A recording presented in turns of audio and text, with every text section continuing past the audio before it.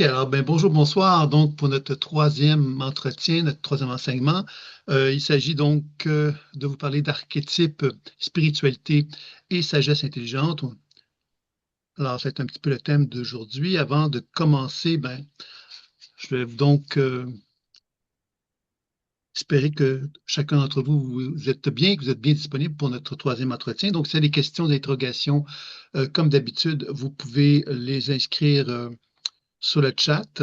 Et de cette façon-là, ben moi, je vais pouvoir évidemment y répondre comme d'habitude, ou encore évidemment, vous pouvez me faire un signe puis prendre le micro si vous le souhaitez aussi. Ce sont les deux options possibles. Donc, je vais vous demander de fermer votre micro dans la mesure du possible pour éviter que des petits accidents se produisent, tout embêtant. Donc, voilà pour mes petites recommandations pour commencer notre événement. Donc, alors, si on fait un petit retour sur les deux premiers événements qu'on a fait pour bien se situer par rapport à la progression de l'enseignement, évidemment, c'est un enseignement qui n'est pas, je ne vous enseigne pas la pratique de la pleine conscience intuitive, je vous fais plus expérimenter des choses et je vous explique des informations qui vous permettent de vous guider dans ce qu'on pourrait appeler la cartographie de l'inconscient ou du champ subtil, de quelle façon qu'on voyage à l'intérieur de celui-ci à travers donc le voyage d'âme. Donc, notre premier entretien nous permettait d'explorer la spirale évolutive sous la forme des états de conscience. Est-ce qu'on en avait vu lors de ce premier entretien-là? C'est que dans mon champ d'énergie, j'ai des mémoires, j'ai en mon champ énergétique l'information de mon histoire personnelle. Alors, s'il y a des parties de moi avec lesquelles je ne suis pas en affinité ou en équilibre, ben, ça se retrouve dans ce champ d'énergie-là et on peut donc, à travers la pratique de la pleine conscience intuitive, apprendre à faire des voyages dans notre histoire personnelle. On a vu d'une façon, je n'ai pas été dans le détail de tout ça parce qu'évidemment, je ne voulais pas que ça soit trop lourd, mais il est possible de voyager dans plusieurs espaces-temps de notre histoire personnelle. On peut se retrouver à l'origine de notre procréation, hein, c'est-à-dire de notre conception, lorsque nos parents se sont rencontrés et qu'ils nous ont conçus. On peut remonter jusqu'à là et on peut ensuite remonter à travers les différentes étapes de notre développement humain pour justement aller se relier donc à ces états de conscience-là qui sont associés à des souffrances qui ont pu être vécues et de chercher justement à leur tendre la main pour les écouter, les déprogrammer et les soigner. C'est un petit peu ce qu'on avait vu. Donc, déjà, dans un contexte de pratique personnelle, on peut faire ce voyage-là sur soi. Et dans un contexte professionnel, ça veut dire quoi? Ça veut donc dire que je peux, moi, rencontrer quelqu'un qui me fait part de son passé ou pas, et dans lequel, moi, par la pratique de la pleine conscience intuitive, je peux voyager dans son champ énergétique pour me mettre en relation avec les différentes étapes de son développement humain, plus spécifiquement au niveau de l'enfance, pour arriver justement à être capable de mieux comprendre la raison d'être de certains comportements qu'il peut avoir aujourd'hui. OK, par exemple. Donc ça, c'est un des aspects. L'autre aspect qu'on n'avait pas vu en détail encore une fois, mais que je vais revenir là-dessus parce que je pense que ça donne un peu plus de matière, plus de compréhension à ces états de conscience-là, c'est qu'il est possible de travailler sur des relations professionnelles, des relations amoureuses, des relations avec nos enfants, des relations avec des parents, etc. Tout type de relation, finalement, on peut, par la pratique de la pleine conscience intuitive, se relier à la dynamique qui existe entre deux personnes. Deux personnes, ça peut être, si je le fais sur moi, c'est moi avec une autre personne. Si je le fais sur un partenaire dans un contexte professionnel, c'est je vais me mettre en relation avec la personne avec laquelle je fais le soin et je vais me relier avec l'autre personne avec laquelle elle a un désir de clarification, par exemple. Alors ça, c'est même intéressant, puis ça veut dire quoi? Ça veut donc dire que moi, en tant qu'être humain, j'ai un champ énergétique et j'émets de l'information, mais quand on est deux personnes, ben moi, j'émets de l'information, mon autre partenaire émet de l'information, qui veut donc dire que je suis capable donc d'évaluer l'interaction qui existe entre deux personnes. Cette interaction va me permettre de faire quoi? Ben, va me permettre de comprendre la chimie qui existe entre les deux personnes, que ce soit au niveau professionnel, amoureux, amical, familial et autres. Hein, ça nous permet de comprendre la dynamique qui existe entre les deux personnes et de faire des actions pour rétablir le champ énergétique, pour voir quel est le potentiel évolutif qui anime la relation. Donc, on peut le faire sur soi, évidemment, ce type de travail-là, mais évidemment, on peut accompagner quelqu'un pour apprendre justement à mieux comprendre qu'est-ce qui pourrait être fait pour améliorer le potentiel relationnel avec un partenaire. Donc, ça, c'était c'était l'aspect professionnel et relationnel, affectif, amoureux, etc. Donc, c'est deux aspects quand même assez importants. Donc, déjà, avec ça, on peut comprendre que dans un contexte professionnel, un client peut venir nous voir avec une multitude de problèmes, puis on va être capable d'y faire face sans trop de problèmes. Un autre volet qui est proposé aussi dans qui est possible de faire avec cette avec cette compréhension de notre histoire personnelle, c'est le domaine financier. Alors, le domaine financier, ça veut dire quoi? Ça veut dire que moi, j'ai un rapport avec l'argent, j'ai une relation avec l'aspect financier. Donc, ça, c'est une première chose. J'ai des croyances associées à ça, etc. Donc, déjà, on peut travailler sur les croyances, les limitations, la difficulté à devenir prospère, par exemple. Ce sont des choses qui peuvent être vues à travers donc ce thème du domaine financier. Mais évidemment, on peut aussi aborder le domaine financier, par exemple, face à la bourse, pour donner un exemple, face à un investissement financier qu'on va mettre, face à une société, notre relation avec une compagnie, une société qu'on a mis en place, etc., etc. Donc, on peut conseiller aussi dans cette sphère économique-là aussi, même si on n'est pas un expert, parce que là, évidemment, ce qu'on cherche à faire, nous, c'est simplement de regarder l'interaction vibratoire énergétique entre moi, hein, qui est un investisseur, par exemple, et puis une société dans laquelle je voudrais mettre de l'argent, par exemple. Ce serait une façon, encore une fois, de pouvoir conseiller les choses. Alors, évidemment, ce n'est pas pour prendre des décisions qu'on fait ça, c'est plutôt pour arriver à comprendre puis enrichir notre compréhension pour arriver à prendre une décision. C'est important de le comprendre parce que des fois, on a l'impression que l'intuition, elle a raison, tu vois, puis l'intuition, elle nous donne des points de vue. Elle nous donne des points de vue qui élargissent notre conscience. Puis nous, à quelque part, ben, on doit assumer notre décision. Parce que notre décision, on ne peut pas dire, ah, mais c'est l'intuition qui a pris à ma place ma décision. Non, non. Je dois assumer ma décision. Et l'intuition va m'aider, va me guider. Elle va peut-être même me dire quelque part que je devais prendre une orientation. Et puis, c'est possible que même si on me conseille de prendre cette orientation-là, que je ne souhaite pas la prendre parce que je ne me sens pas prêt à le faire. C'est un choix que je fais et j'ai le droit de le faire. OK? Je veux bien faire comprendre ici que l'intuition n'est pas donc un tortionnaire qui nous oblige à prendre des décisions quand on n'est pas prêt à le faire. Ou l'intuition, en fin de compte, ce qu'elle cherche à faire, c'est de nous voir évoluer et progresser. Et il y a un rythme à ça pour chacun d'entre nous, puis on n'est pas toujours capable de répondre à cette pulsion intuitive-là. Donc, c'est normal qu'il y ait donc un laps de temps qui soit pris pour pouvoir développer cela. L'autre volet qui est intéressant aussi dans la pratique intuitive, c'est la santé. Alors évidemment, dans la formation du voyage d'âme, on aborde la santé, mais pas de la même façon que, par exemple, dans une formation comme celle dans laquelle je proposais lecture intuitive et soins de l'oreille et des chakras, qui est une autre formation professionnelle qui, elle, est plus orientée sur l'aspect santé avec les chakras, l'énergie vitale, les organes. On va plus en profondeur là-dessus. Dans le cas du voyage âme, ce qu'on cherche à faire, c'est de reconnaître finalement que moi, en tant qu'être humain, j'ai un corps physique. Et ce corps physique-là, je l'ai construit à mon insu, et pas nécessairement consciemment, je l'ai construit avec ce que j'appelle des armures. Les armures, c'est mon corps physique, c'est comme construit selon une certaine musculature, selon une certaine façon de gérer mon corps, qui va quelquefois empêcher la circulation énergétique de mon corps de prendre forme. Ce qui veut donc dire que quand je regarde le corps d'une personne, sa morphologie va me parler. OK? Évidemment, on pourrait reconnaître, on pourrait porter un regard sur le corps d'une personne en se disant, bon oui, je vois telle chose, telle chose, telle chose, puis on pourrait déduire des choses comme ça à travers donc une réflexion intellectuelle.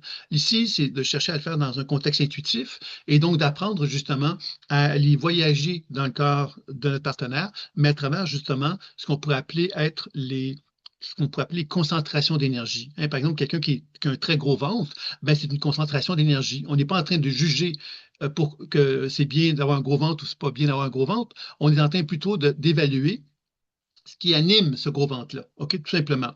Et quand on l'anime, ben, quelque part, ça nous permet de comprendre qu'il peut y avoir des concentrations d'énergie dans ces régions-là qui sont construites par protection, par une volonté, à quelque part, d'empêcher une certaine énergie de circuler en soi. Alors, vous comprenez ici que quand on parle de la santé, dans un contexte de le voyage d'âme que je propose, c'est plus de faire une relation entre la psyché et le corps et davantage comprendre justement de quelle façon que la circulation énergétique en nous, elle peut devenir de plus en plus fluide et de plus en plus harmonieuse pour que justement il y ait cette position d'aliment qui prenne forme, qui touche donc l'aspect énergétique et qui touche également évidemment toute la notion des états de conscience dont j'ai parlé tantôt, c'est-à-dire que l'individu soit le plus aligné possible dans toute sa structure énergétique. Alors, évidemment, quand on fait un travail sur une autre personne, c'est un peu la même démarche qu'on va faire.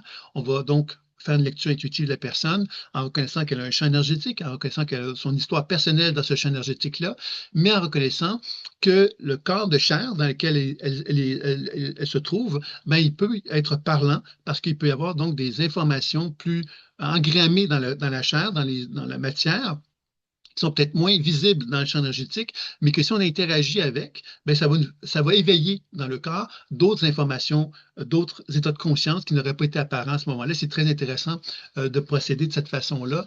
Donc ça touche un peu plus donc l'aspect de la santé qu'on va chercher à régulariser, évidemment, donc la circulation de l'énergie vitale dans ces structures-là pour les rétablir l'équilibre et favoriser donc le potentiel santé. L'autre volet qui était vu, c'était la spiritualité. Alors, la spiritualité, bien évidemment, c'est cette capacité que moi j'ai en tant qu'être humain de m'aligner avec les croyances spirituelles que je peux avoir, OK? Parce qu'il y a des gens, par exemple, qui sont très spirituels, qui vont perdre de pied, qui vont fuir la réalité terrestre parce qu'ils sont très, très spirituels. Il y en a d'autres, à quelque part, qui ont tellement peur de la spiritualité qui vont devenir très, très matérialistes, par exemple. Vous voyez, c'est comme deux relations avec la spiritualité complètement différentes. Donc, évidemment, dans la pratique intuitive, on peut arriver justement à accompagner quelqu'un pour mieux comprendre cette relation-là, puis de faciliter aussi cette ouverture-là vers la spiritualité. Et évidemment, toute la démarche de la pratique de la pleine conscience intuitive, c'est une forme de, on pourrait presque dire une forme de thérapie pour nous amener à ouvrir notre conscience pour rendre finalement cette relation avec la spiritualité de la façon la plus harmonieuse possible. Donc, et la spiritualité, qu'est-ce que c'est? Mais évidemment, c'est la pulsion de vie qui est en nous, la vie universelle, et c'est ça qu'on va aborder aujourd'hui de façon plus spécifique dans quelques instants. L'autre volet qu'on a vu également, c'était dans le deuxième événement, dans notre deuxième enseignement, on a parlé de mémoire d'autres vies et de passage d'âme. Et ce qu'on a compris, évidemment, c'est que moi, en tant qu'être humain, je suis en relation avec mon histoire personnelle, mais je suis également en relation avec mon histoire familiale. Ça veut dire que je suis comme une antenne, et cette antenne-là, elle vibre avec, dans un univers super lumineux, je vibre avec l'histoire de mon histoire familiale qui, elle, se retrouve présente là, et je peux raisonner avec ça. Je peux raisonner avec des mémoires d'autres vies de mon histoire familiale. Par exemple, si je sais pas moi, mon grand-père, j'ai une résonance avec mon grand-père, ben je vais effectivement avoir une forme d'échange énergétique qui va se faire avec lui. Par exemple, s'il s'est senti abandonné, que je me suis senti abandonné, cette résonance-là va se faire. Et il y a donc une espèce d'énergie, d'échange énergétique qui va se manifester, qui va faire que moi, je vais, d'une certaine façon, perdre mon équilibre énergétique parce que justement, je vais me trouver être piégé par cette émotion-là, quelque part, que je n'arrive pas à gérer et qui résonne avec celle de mon arrière-grand-père. Donc, je crée comme une genre de bulle énergétique dans laquelle je ne vais pas arriver, moi, à me réapproprier mon pouvoir parce que justement, j'ai quelque chose à résoudre avec mon arrière-grand-père qui concerne cette problématique-là. Et c'est là que le voyage d'âme peut être efficace, peut être très intéressant pour aller justement comprendre c'est quoi qui me relie à lui et de faire un travail de libération de la mémoire du grand-père qui se trouve encore blessé de ça et de me réapproprier moi, de me soigner pour me réapproprier mon pouvoir également par rapport à ça et donc de favoriser un travail de guérison. On peut le faire avec les mémoires d'autres vies, parce qu'on a compris que cette résonance-là, elle s'effectuait avec mon histoire familiale, mais que si j'élargis mon point de vue, mon champ de conscience, je me rends compte qu'en tant qu'antenne, je vibre avec l'histoire de l'humanité. Alors, on avait vu aussi qu'on pouvait parler de mémoire d'autres vies, de vie antérieure, si on avait envie de le faire, mais moi, ce qui m'intéresse, c'est de ne pas me limiter simplement à cette convention-là, mais simplement de reconnaître qu'en termes de mémoire, qu'en termes d'antenne plutôt, excusez-moi, je vibre avec l'universalité de la vie. Donc, avec tout ce qui existe, tout ce qui a existé sur la planète Terre depuis le début des temps en termes d'expérience humaine. Et dans ce sens-là, bien évidemment, le voyage que j'effectue va me rappeler encore une fois que je peux raisonner avec des mémoires d'autres vies qui, elles, peuvent effectivement me dévitaliser. C'est-à-dire que c'est comme si ces mémoires-là se nourrissaient de ma propre énergie et que tant et si longtemps que je cultive cette relation-là, je ne peux pas m'approprier mon pouvoir à travers ça. Donc, c'est ça un petit peu qu'on avait vu à travers ça. Puis évidemment, l'idée du voyage d'âme là-dedans, mais c'est d'apprendre effectivement à se connecter avec ces mémoires d'autres vies-là, comprendre leur raison d'être, la liaison de résonance qui existe entre elles et moi, et ensuite les déprogrammer, ces mémoires-là, pour les libérer de leur programmation. Et que si je les libère de leur programmation, elles quittent mon champ énergétique. Donc, je les libère, eux, d'une certaine problématique qui pouvait les animer. Et puis moi, je me réapproprie à quelque part ce que j'avais perdu à travers cette dynamique, cette résonance-là. et je peux favoriser un potentiel de guérison à travers cela. Donc, on peut voir évidemment que dans ces deux événements-là, ce qu'on a pu voir, c'est que le voyage d'âme, finalement, dans un voyage personnel, déjà, il y a énormément de possibilités de le faire sur soi pour justement faire des voyages qui nous permettent de libérer notre conscience à quelque part de pleine de limitations. Mais on comprend ici qu'en tant que professionnel, on peut également aussi faire énormément de choses parce qu'on devait, juste avec ce que je viens de vous présenter, mais on comprend que tous les problèmes de la vie d'un individu par rapport à cette problématique de vie, on peut donc, en tant que thérapeute, intervenir dessus pour chercher à l'équilibrer. Puis en plus, on peut évidemment aborder les mémoires d'autres vies, les mémoires familiales. Donc, on peut vraiment déjà avec tout ça faire un voyage quand même assez riche et assez intéressant pour être en mesure donc de pouvoir accompagner quelqu'un d'une façon professionnelle et d'une façon sérieuse également à travers tout cela. Maintenant, ce qu'on va aborder aujourd'hui, alors évidemment, s'il y a des questions par rapport à tout ce que je viens de vous dire, ce serait le moment de les poser. Vous avez donc le chat pour me faire part de vos commentaires, donc n'hésitez pas à le faire. Puis sinon, ben, je vais continuer simplement, il n'y a pas de problème, puisque c'est ce qui est prévu. Donc, aujourd'hui, c'est archétype, spiritualité, sagesse intelligente. Alors, qu'est-ce qu'on va découvrir aujourd'hui? C'est que je vais vous parler un peu des 7 familles d'âmes.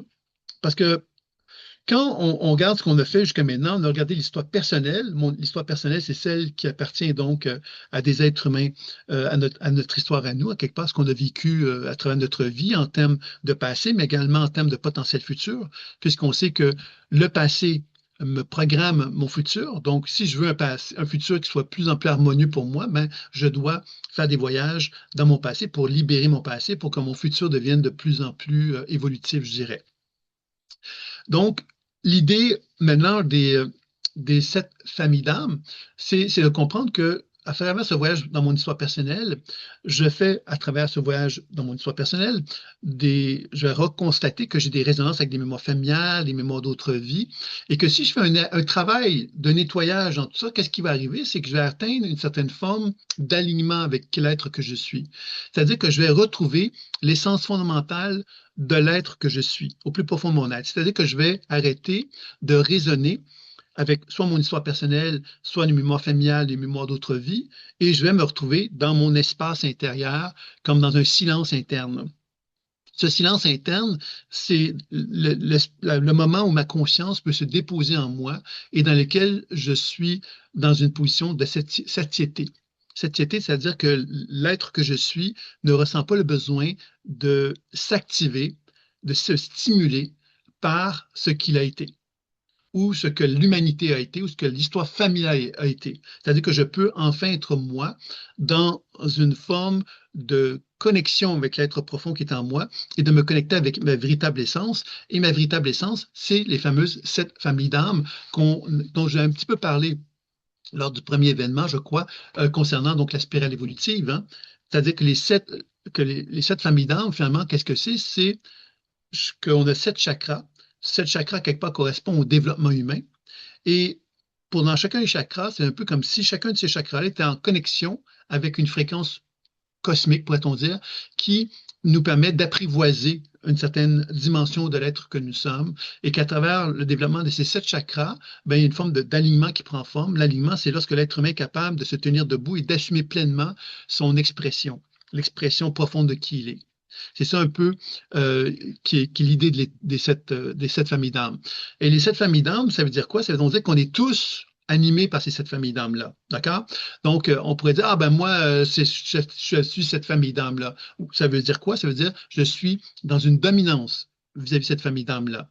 Alors, je vais vous présenter les 7 familles d'âmes sommairement, puisque j'en ai déjà parlé, je ne voudrais pas me répéter puis alourdir les choses, mais bon, le bâtisseur, c'est le chakra racine. Alors, le bâtisseur, qu'est-ce que c'est? C'est celui qui construit. C'est celui qui est constructeur, c'est celui qui naît naturellement avec l'aisance de matérialiser dans la matière ce qu'il souhaite réaliser. C'est quelqu'un qui est à l'aise avec la matière, qui est à l'aise avec les lois de la vie et qui cherche donc à se réaliser dans cette dimension-là. Donc, chacun d'entre nous, nous avons un certain pourcentage d'aisance à ce niveau-là. Est-ce que c'est bien, est-ce que c'est pas bien? Il n'y a pas de bien puis pas de mal là-dedans. C'est simplement que ce sont des énergies qu'on doit tous apprivoiser si on veut arriver à atteindre une certaine forme d'aisance dans l'expérience humaine. Alors, ce premier chakra-là, donc, nous permet d'apprivoiser, donc, cette relation avec la matière. C'est ça qui va être l'élément clé. Ensuite, il y a le communicateur qui, lui, va nous permettre de développer ce qu'on pourrait appeler l'authenticité. L'authenticité, c'est quoi? C'est être vrai avec moi-même, être vrai avec les autres. Alors, quand on parle d'un alignement, c'est ça que ça veut dire. Ça veut dire que j'assume, moi, quelque part, je suis capable d'être vrai avec moi et d'être vrai avec les autres. Ce qui sous-entend que j'ai développé une certaine connaissance de mon être et que j'ai appris à m'accueillir tel que j'étais, pas m'inventer un personnage, mais vraiment être qui je suis et à reconnaître cette réalité-là et être capable de la communiquer, être capable de recevoir aussi des autres une authenticité et une vérité. On est loin, évidemment, de ce qu'on pourrait appeler la projection. Hein. La projection, c'est quand on va essayer de projeter sur les autres des choses qui nous appartiennent, par exemple. Ça, c'est des phénomènes qui vont nous éloigner de cette authenticité-là, parce que ça va perturber la communication, ça va empêcher, justement, qu'on soit capable d'être dans des positions de justesse l'un envers l'autre. Et c'est pour cette raison-là que le chakra sacré, ben, lui, ce que je cherche à faire, c'est de favoriser cela, cette authenticité-là. Puis évidemment, on comprend évidemment que l'authenticité n'est pas un thème tellement valorisé par la société, tellement valorisé même par les êtres humains. On n'est pas toujours très proche de cette authenticité-là en tant qu'être humain, malheureusement. Ensuite, la troisième famille d'âmes, c'est les guerriers. Les guerriers, quelque part, qui, eux, vont chercher à manifester le pouvoir dans la vie. On est tous appelés à prendre notre espace à un moment donné ou à un autre dans notre vie. On est tous appelés à le faire. Est-ce que tout le monde le fait? Non. D'accord? Alors, on doit comprendre ici que ces familles d'âmes-là, ce sont des énergies qu'on doit apprivoiser. Elles ne sont pas maîtrisées au départ. Dès notre naissance, on ne les maîtrise pas toutes. Il y en a certaines avec qui on est à l'aise, puis d'autres avec lesquelles on peut être très éloigné. Donc, le chakra solaire, c'est une énergie de feu et c'est une énergie de prendre sa place. Maintenant, prendre sa place, on peut prendre sa place en prenant un marteau puis en donnant un coup de marteau à tout le monde autour de soi en se disant, je vais prendre ma place, donc je vais vous frapper pour que vous vous enlevez de mon chemin. Ou on peut simplement se dire, ben voilà, j'ai cette place-là et je l'assume et je peux reconnaître que les gens qui sont autour de moi ont tous leur place. Donc, je ne me sens pas en compétition avec eux. Je me sens simplement collaborateur avec eux en sachant que parce que j'ai un certain talent, que telle autre personne a un talent, telle autre personne a un autre talent, ben, on peut travailler ensemble pour créer quelque part quelque chose de plus, on va devenir plus puissant parce on va faire un travail d'équipe qui va nous permettre de rayonner davantage. Alors, vous voyez que le guerrier, dans sa version équilibrée, hein, c'est cette volonté que l'on a de pouvoir justement reconnaître notre puissance et reconnaître la puissance des autres autour de soi. Alors, on pourrait dire que c'est idéaliste, tout ça. C'est vrai que c'est idéaliste, sachant quelque part qu'on est on a un air d'évolution où on est plus proche du chimpanzé que de l'être humain dans sa version la plus équilibrée. OK? Là, c'est une blague que je fais, là, puis je suis pas en train de me distancer de ça, je m'inclus complètement là-dedans. Hein. Non, non. Je m'inclus dans l'expression de ça, dans le sens qu'évidemment, on est tous dans le même bain à ce niveau-là. Donc, mais en même temps, on doit comprendre évidemment que ces expressions-là, quelque part, nous amènent à nous comprendre que c'est ça le modèle humain.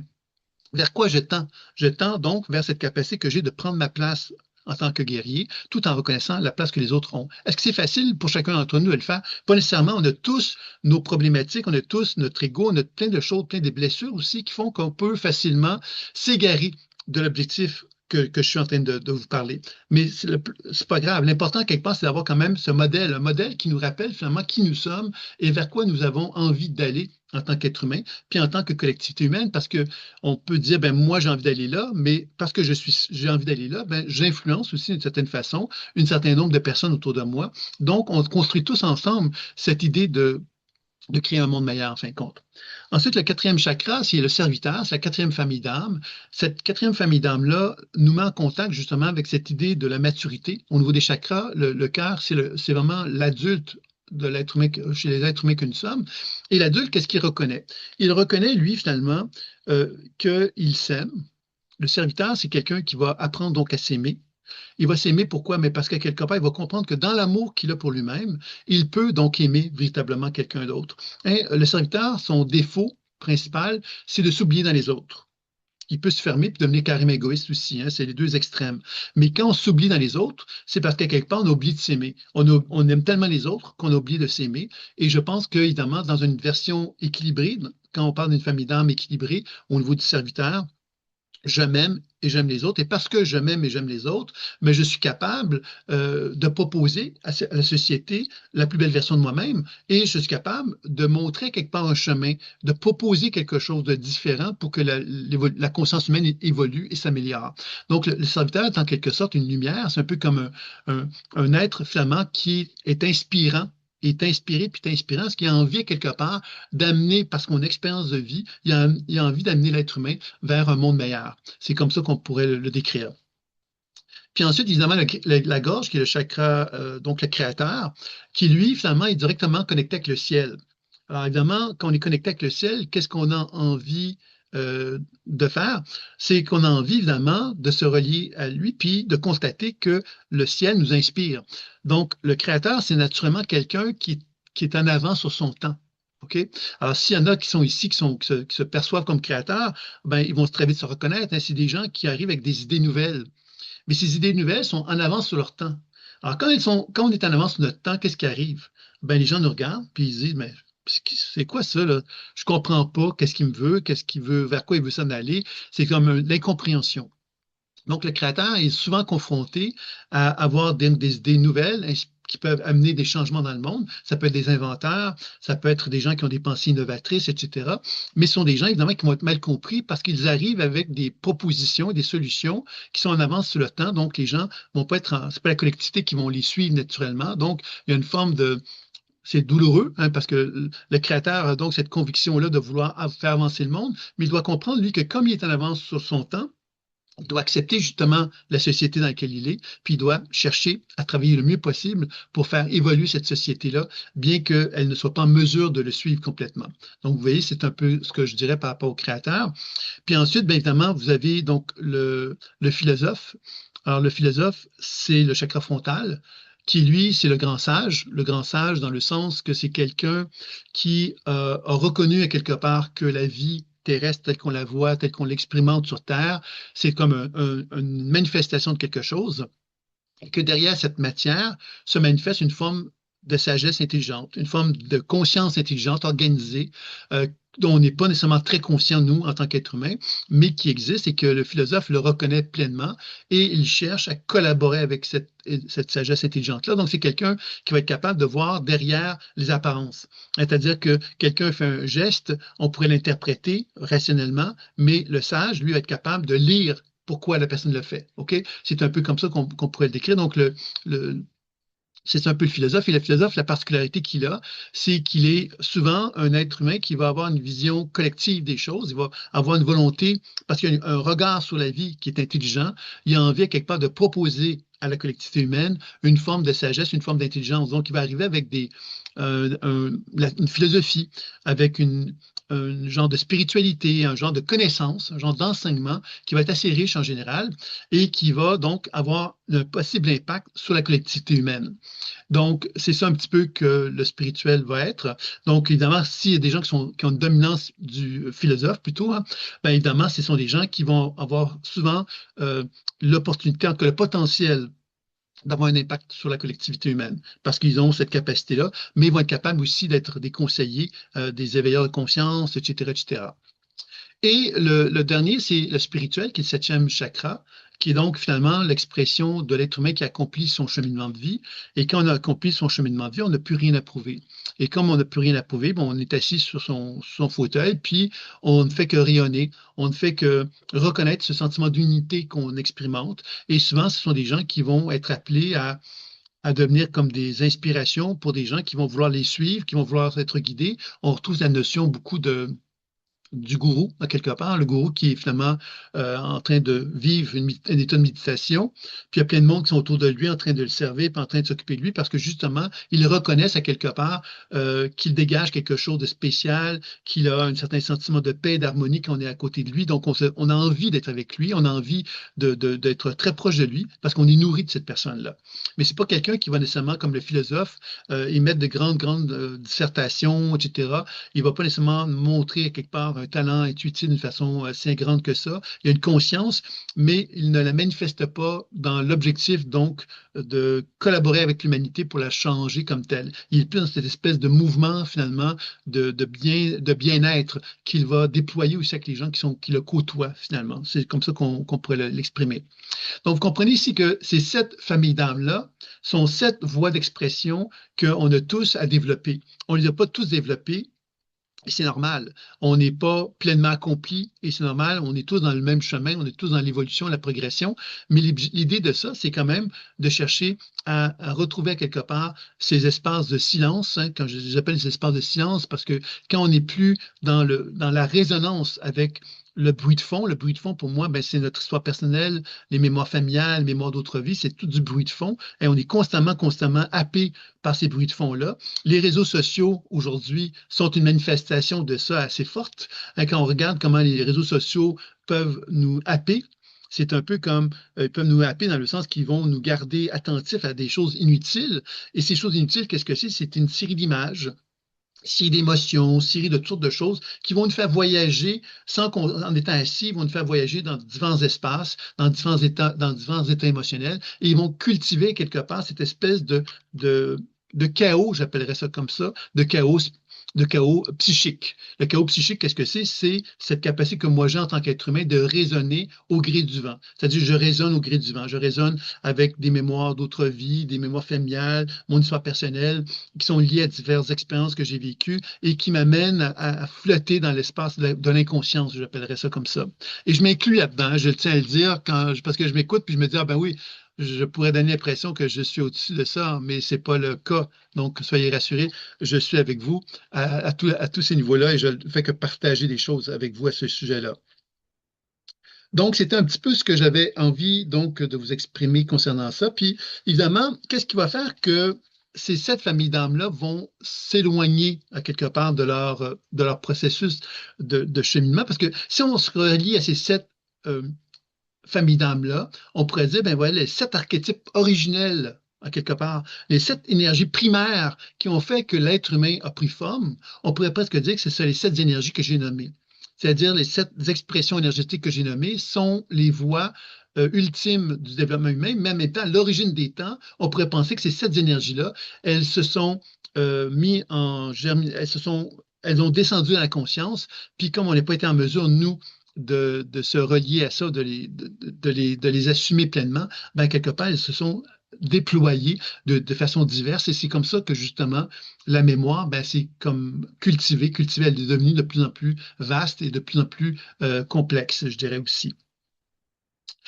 Comment savoir quelles sont les familles d'âmes à améliorer, à développer? Ben, c'est sûr que c'est un thème en soi, en fin de compte, puis en même temps, c'est un thème qui est assez simple parce qu'il suffit quand même de peu de choses. Il suffit simplement qu'on observe, premièrement, comment on fonctionne. Hein, par exemple, est-ce que moi je suis authentique? Par exemple, si je suis authentique, ben, je vais donc dire que je suis vrai. Vrai avec moi. Je me raconte pas des trucs. J'assume pleinement qui je suis. Je suis vraiment en accord avec qui je suis, puis je raconte pas d'histoire. Et je suis capable de m'assumer devant les autres. Et je suis capable d'être vrai avec les autres de la même façon que je suis vrai avec moi. Ça, c'est une relation d'authenticité que j'ai. Donc, des gens peuvent d'abord se dire, est-ce que je suis vrai sur 10, par exemple? Est-ce que je suis authentique? Est-ce que je suis dans la communication authentique? Sur 10, me donnerait une note, par exemple. Ça pourrait être une façon de le faire. Le bâtisseur, bon, est-ce que j'ai une belle relation avec la nature? Par exemple, je vous donne un exemple pour faire mieux comprendre peut-être la réflexion. Le bâtisseur. Le bâtisseur, ben moi, je suis à l'aise en matière, donc je suis vraiment, euh, je suis vraiment quelque part un bon bâtisseur. Puis on commence à gratter un peu, puis on se dit, OK, mais oui, c'est vrai que je suis un bâtisseur, moi, je construis des maisons, puis comme je veux que ça me coûte pas cher, ben je fais des maisons qui sont bas de gamme, c'est-à-dire qu'ils vont tenir pendant 5 ans. Et après ça, ben, quelque part, il faut les remettre en forme parce que justement, je n'ai pas investi, je n'ai pas mis l'argent qu'il fallait pour qu'elles soient durables. Et vous voyez que là, on tombe dans une relation avec le bâtisseur déjà qui est moins proche du bâtisseur dans son expression originelle. Parce que le bâtisseur, dans son expression originelle, il ne fait pas les choses pour faire de l'argent. Il fait des choses pour que ça dure. Alors évidemment, on comprend ici qu'on est une société de consommation. La société de consommation, ben, elle contribue à faire quoi? Ben, elle contribue finalement à se dire de quelle façon que je peux faire quelque chose qui va m'être profitable le plus longtemps possible et que je vais pouvoir ensuite réinvestir dessus pour avoir encore plus d'argent, etc., etc. Alors, vous voyez que tout ça, quelque part, ne correspond pas à l'être humain dans son essence fondamentale. Elle correspond à l'être humain qui cherche à faire de l'argent, à développer un système financier. Et ça, c'est pas nécessairement relié à la famille d'âme. Hein, on a construit, nous, en tant qu'humanité, quelque chose qui n'est pas en harmonie nécessairement avec les familles d'âme. Vous comprenez la différence? Et c'est là que euh, quand on revient avec comment savoir quelles sont les familles d'âme à améliorer ou à développer, ben, il suffit de reprendre chacune des familles d'âme et de se donner une note sur 10, par exemple, pour se reconnaître, est-ce que je suis un bâtisseur, est-ce que je suis un bâtisseur équilibré ou je suis, par exemple, un bâtisseur pas hypo en fonctionnement ou en hyper fonctionnement, etc., etc. Et ceux qui veulent aller un peu plus loin là-dessus, bien évidemment, vous avez le quiz sur les chakras que vous avez eu en bonus lors du premier événement qui pourrait peut-être vous guider à ce sujet-là. Vous avez également des conférences sur ma chaîne YouTube qui ont été présentées sur ce sujet-là. Vous avez le Spirale évolutif en bref, qui est un livre très, très réduit. Hein, on va vraiment vers l'essentiel qui vous permet de développer votre profil énergétique autour des chakras en suivant certains critères. Vous avez le gros livre Découvrir votre spirale évolutive qui vous présente les 56 états de conscience en profondeur. Donc, vous avez aussi l'opportunité de faire ça. Vous avez le jeu de cartes qui peut être aussi un moyen d'explorer ces notions-là, et etc., etc. Donc, vous voyez qu'il y a plusieurs façons de le faire. Mais le plus simple, c'est celle que je viens de nommer, qui est assez sommaire, bien évidemment, qui n'est peut-être pas complète. Il y a le quiz aussi qui vous est accessible, puisque vous l'avez reçu lors du premier événement, qui pourrait donc être intéressant.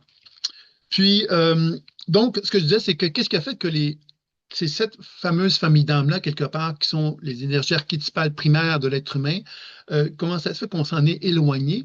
Mais c'est à travers des blessures émotionnelles qu'on a pu qui nous ont éloignés de cette nature-là. C'est-à-dire que le bâtisseur, par exemple, lorsqu'il a vécu l'expérience de l'abandon, par exemple, ben, ça peut l'amener, lui, à s'éloigner de cette fonction de bâtisseur équilibré, puis il va prendre d'autres tangentes, hein, dont j'ai déjà parlé dans d'autres événements. Alors, comme je dis, je ne veux pas rendre ça trop théorique et trop dense non plus, mais vous savez que lorsqu'une blessure se fait, le bâtisseur équilibré peut manifester 7 conditions énergétiques de déséquilibre. Vous allez me dire, mais c'est pas normal, ça, qu'il y a juste un équilibre, puis il y a 7 déséquilibres. Je suis d'accord avec vous que c'est pas normal, c'est pas moi qui l'ai inventé. Moi, j'observe, je fais de l'observation depuis quand même quelques années à travers des lectures intuitives que je fais sur moi-même, que je fais sur des gens. Puis évidemment, c'est la plate à dire, mais l'équilibre n'est pas au rendez-vous très fréquemment. Hein, je vais vous le dire franchement, on est rarement, on n'a pas une capacité d'être dans un état d'équilibre. Pourquoi? Mais parce qu'on n'a peut-être tout simplement pas le développement actuellement, on n'est pas atteint le niveau de développement suffisant pour être capable de se dire équilibré dans toutes les fonctions du chakra. Donc, on doit être humble là-dedans et comprendre qu'évidemment, toutes les blessures émotionnelles que l'on peut expérimenter ben, sont des pistes ce sont des voies d'exploration qui vont nous permettre aussi d'apprivoiser d'une façon plus efficace chacune des énergies que sont les 7 familles d'âmes. Donc, le bâtisseur, ben, lui, c'est l'abandon qui va l'éloigner souvent de cette fonction de bâtisseur équilibré. Le communicateur, c'est souvent le rejet. Le guerrier, c'est souvent l'humiliation. Le serviteur, c'est souvent la trahison. Dans le créateur, c'est souvent l'injustice individuelle. Donc, individuel veut dire quoi? Ça veut dire que le créateur, dans son potentiel de créativité et d'être en avance sur le monde, est un individu. Il a une démarche individuelle, il se présente comme étant un créateur individuel. Il y a des idées qui viennent et qui sont de lui. OK? C'est un inventeur qui arrive avec ses propres inventions. C'est un individu. OK? Alors que par rapport au philosophe qui, lui, va être blessé par l'injustice sociale.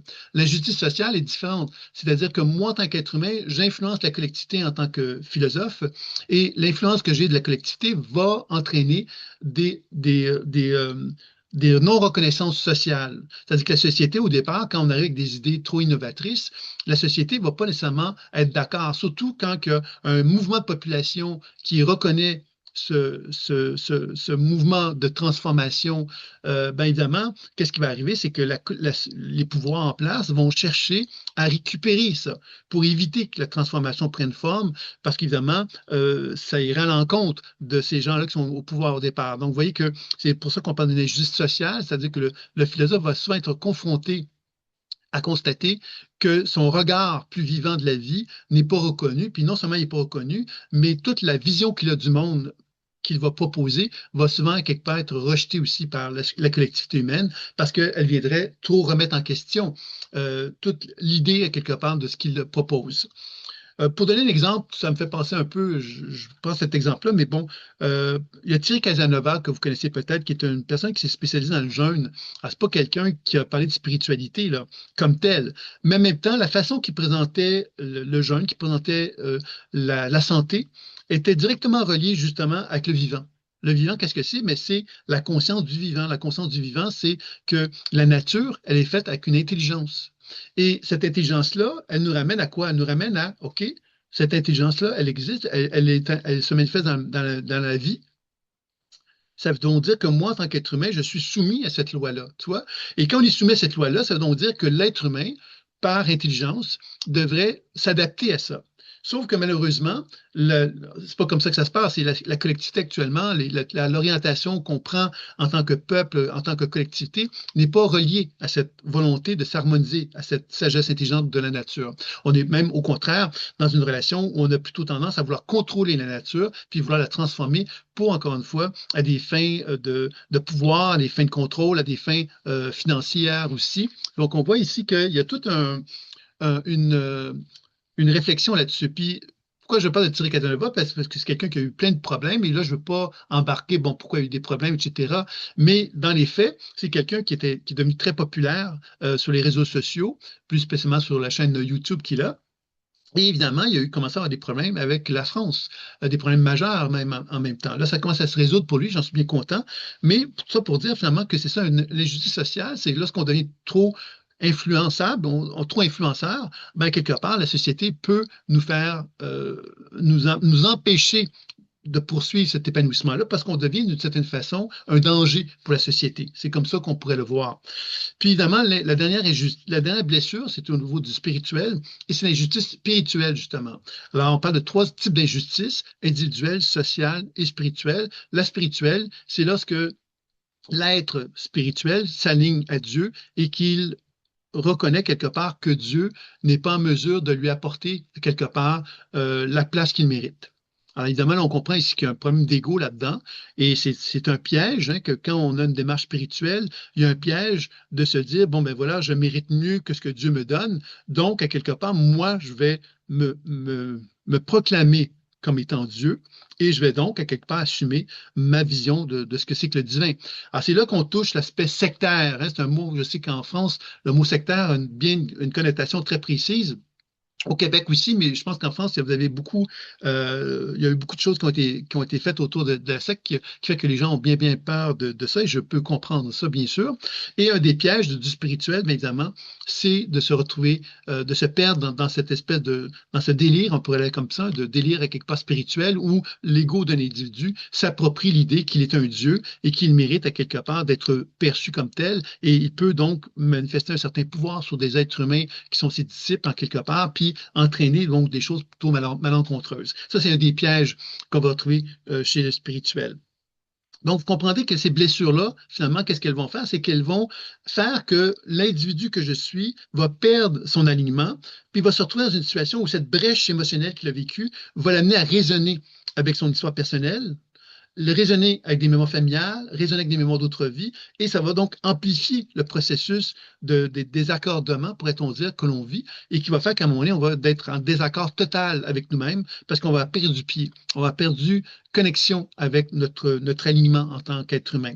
Et c'est ça un peu que j'avais envie de dire à ce sujet-là. Donc, on comprend ici que l'alignement, c'est un peu comme un silence. C'est comme quand j'arrive, moi, à me retrouver dans une position où je suis déposé, ma conscience est déposée et que je me suis organisé en tant qu'être humain dans une forme d'harmonisation qui fait que je ne suis plus dans les blessures, je ne suis plus dans la résonance permanente qui existe entre mon histoire personnelle, mon histoire familiale, mes morts d'autres vies. Je suis dans une position où je suis dans un calme et ce calme-là, bien évidemment, nous permet d'apprivoiser ces énergies-là qui sont en moi et de me permettre de reconnaître qu'en moi, il y a une forme de guidance qui existe, une forme de force évolutive qui est en moi qui me permet d'évoluer, de progresser, de cheminer d'une façon de plus en plus équilibrée et harmonieuse. Est-ce que vous auriez des questions sur cette première étape que je viens de vous présenter. C'est un peu le thème, c'est un peu le seul sujet de la conférence, c'est-à-dire que quand on parle donc des archétypes, vous l'avez compris, c'est les énergies primaires, qu'est-ce qu'elles sont primaires? Elles sont vraiment dotées de sagesse et d'intelligence. Puis évidemment, elles vont devenir colorées à travers les blessures émotionnelles. Elles vont se perdre, elles vont perdre de leur intelligence parce qu'elles vont se greffer à des mémoires qui vont envelopper la sagesse intelligente de façon à ce que la mémoire soit perceptible. C'est-à-dire que moi, je ne vois plus la sagesse intelligente, mais je vois la souffrance. Et comme la souffrance est la chose qui va se manifester à moi, mais je ne serai pas capable de découvrir derrière cette souffrance-là qu'est-ce qui anime véritablement dans la conscience humaine. Et c'est ça, quelque part, qui va me faire perdre de pied tout doucement, puis qui va m'amener justement à travers cette souffrance-là, mais il va y avoir un phénomène de résonance permanente qui va se faire, qui va faire qu'il va y avoir constamment une agitation, un bruit de fond permanent qui va faire que je vais constamment m'éloigner de ma propre stabilité intérieure.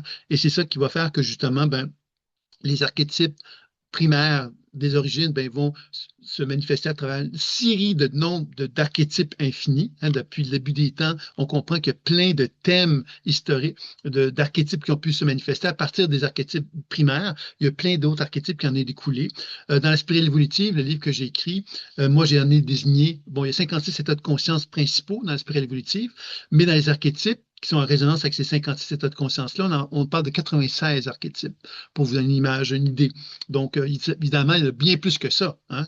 Moi, c'est comme un genre de grille de lecture. Une grille de lecture, ça se veut évidemment réducteur parce qu'on ne veut pas commencer à reconnaître tout ce qui existe, parce que tout ce qui existe, ce serait un peu à l'infini. Mais en même temps, cette grille de lecture-là, elle permet de voyager dans notre âme, dans les mémoires d'autres vies, mémoires, pour arriver à comprendre justement la teneur des mémoires qui sont présentes et la souffrance qui est derrière, puis tout développer un protocole.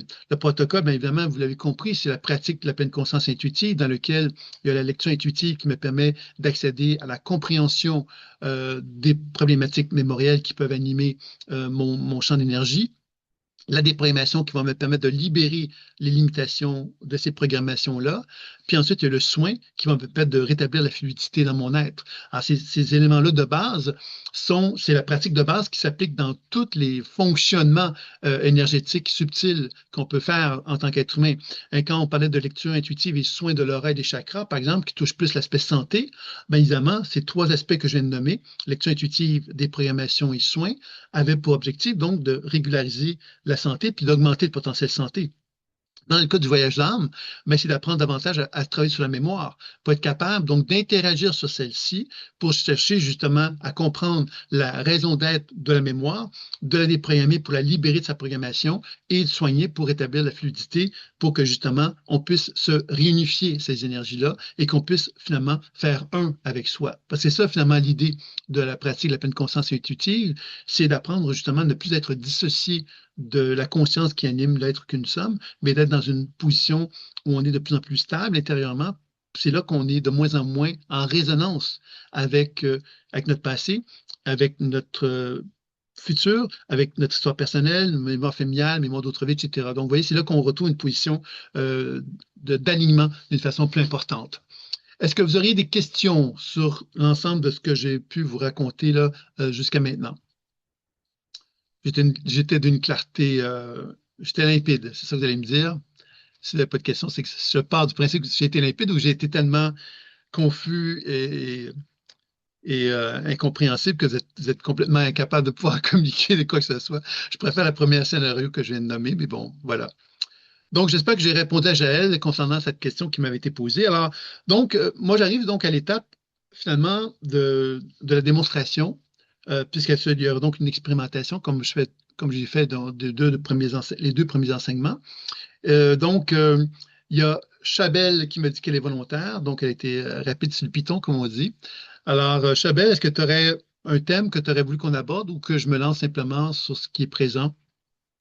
Moi, j'irai Euh, donc sur les familles d'âmes cette fois-ci. Allez, vas-y, allez. oui, oui, tout à fait. Soit ce qui est présent, soit la famille d'âme, combien je suis proche de mon plein potentiel, de ma famille d'âme. Mhm. D'accord. Donc, évidemment, de quelle façon qu'on va procéder pour le faire rapidement? Parce qu'évidemment, si on voulait vraiment faire un travail plus de finesse, pourrait-on dire, on prendrait le temps de faire une lecture intuitive, un soin, une déprogrammation plus globale parce qu'évidemment, qu'est-ce qu'on voit de la personne au départ? c'est on voit ce qu'elle est, ce qu'elle émet, en fin de compte, plutôt. Puis évidemment, à travers le travail intuitif, quand on fait un voyage plus approfondi dans la conscience, on arrive à enlever tout ce qui est tout ce qu'on pourrait appeler comme étant des perturbations pour nous rapprocher quelque part de ce qu'on pourrait appeler une forme d'alignement. Et c'est cet alignement-là c'est souvent ça ça va nécessiter de prendre une heure de consultation, par exemple, pour arriver à atteindre ce moment-là, quelque part, où on arrive à sentir la véritable énergie de la personne. Et c'est là qu'on peut arriver à reconnaître sa dominance. Sa dominance, ça veut dire quoi? Ça veut dire qu'elle est simplement dominante au moment où est-ce qu'on est en train de faire le soin. Il y a une dominance qui est là, qui exige que la personne soit en accord avec cette dominance-là pour s'exprimer, pour s'épanouir, pour évoluer, pour cheminer, pour s'épanouir. Donc, c'est une voie, quelque part, d'évolution. Cette voie d'évolution, à partir du moment qu'on l'accomplit, ça ne veut pas dire pour autant qu'on est toujours avec cette même dominance-là. Ça peut très bien changer parce que justement, à partir du moment qu'on a accompli quelque chose, mais c'est normal que d'autres familles d'âmes peuvent avoir envie de s'exprimer et c'est comme ça, quelque part, qu'on va cheminer. Donc, c'est pas quelque chose de figé, ce que je vais dire aujourd'hui à Chabelle.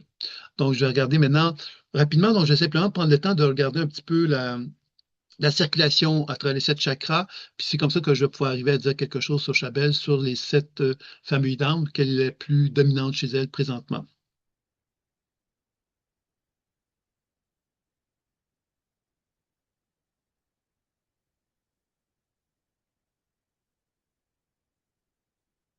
Tu vois, ce que je pourrais dire par rapport à Chabelle concernant les familles d'âmes, c'est le créateur qui apparaît le plus dominant. Quand je dis le plus dominant, c'est pas nécessairement qu'il y a plus, c'est plus le plus flamboyant, le plus énergisé, le plus équilibré. C'est simplement qu'il est le plus dominant dans le sens que c'est celui qui s'exprime avec le plus de densité, le plus de force. Et pour moi, c'est comme relié à une forme de perturbation. Un peu comme quelqu'un qui dirait, je ne veux pas. Je ne veux pas justement être créative. Je ne veux pas exprimer. Je ne veux pas quelque part prendre ma place dans l'expression de ce que j'ai à communiquer, parce que l'expression de la communication que j'ai à dire, c'est une expression créatrice. Quand on y réfléchit, tout être humain qui ouvre la bouche a un potentiel de créativité. Pourquoi je dis ça? Parce que lorsqu'il est inspiré et lorsqu'il reconnaît quelque part que la parole est une énergie, est une vibration, est une fréquence, il ne va pas simplement répéter les mots que d'autres personnes ont dit. Hein, il va oser quelque part être créatif, original finalement. Et ça, évidemment, c'est pas tout le monde, en quelque part, qui a cette capacité d'être dans cette originalité-là, parce qu'évidemment, quand on dit des choses qui ne sont pas classiques, conformes à ce que les autres êtres humains autour de nous pourraient avoir envie de communiquer, ben on est tout de suite perçu à quelque part comme un bizarre. On n'est pas nécessairement accueilli, on n'est pas nécessairement reconnu.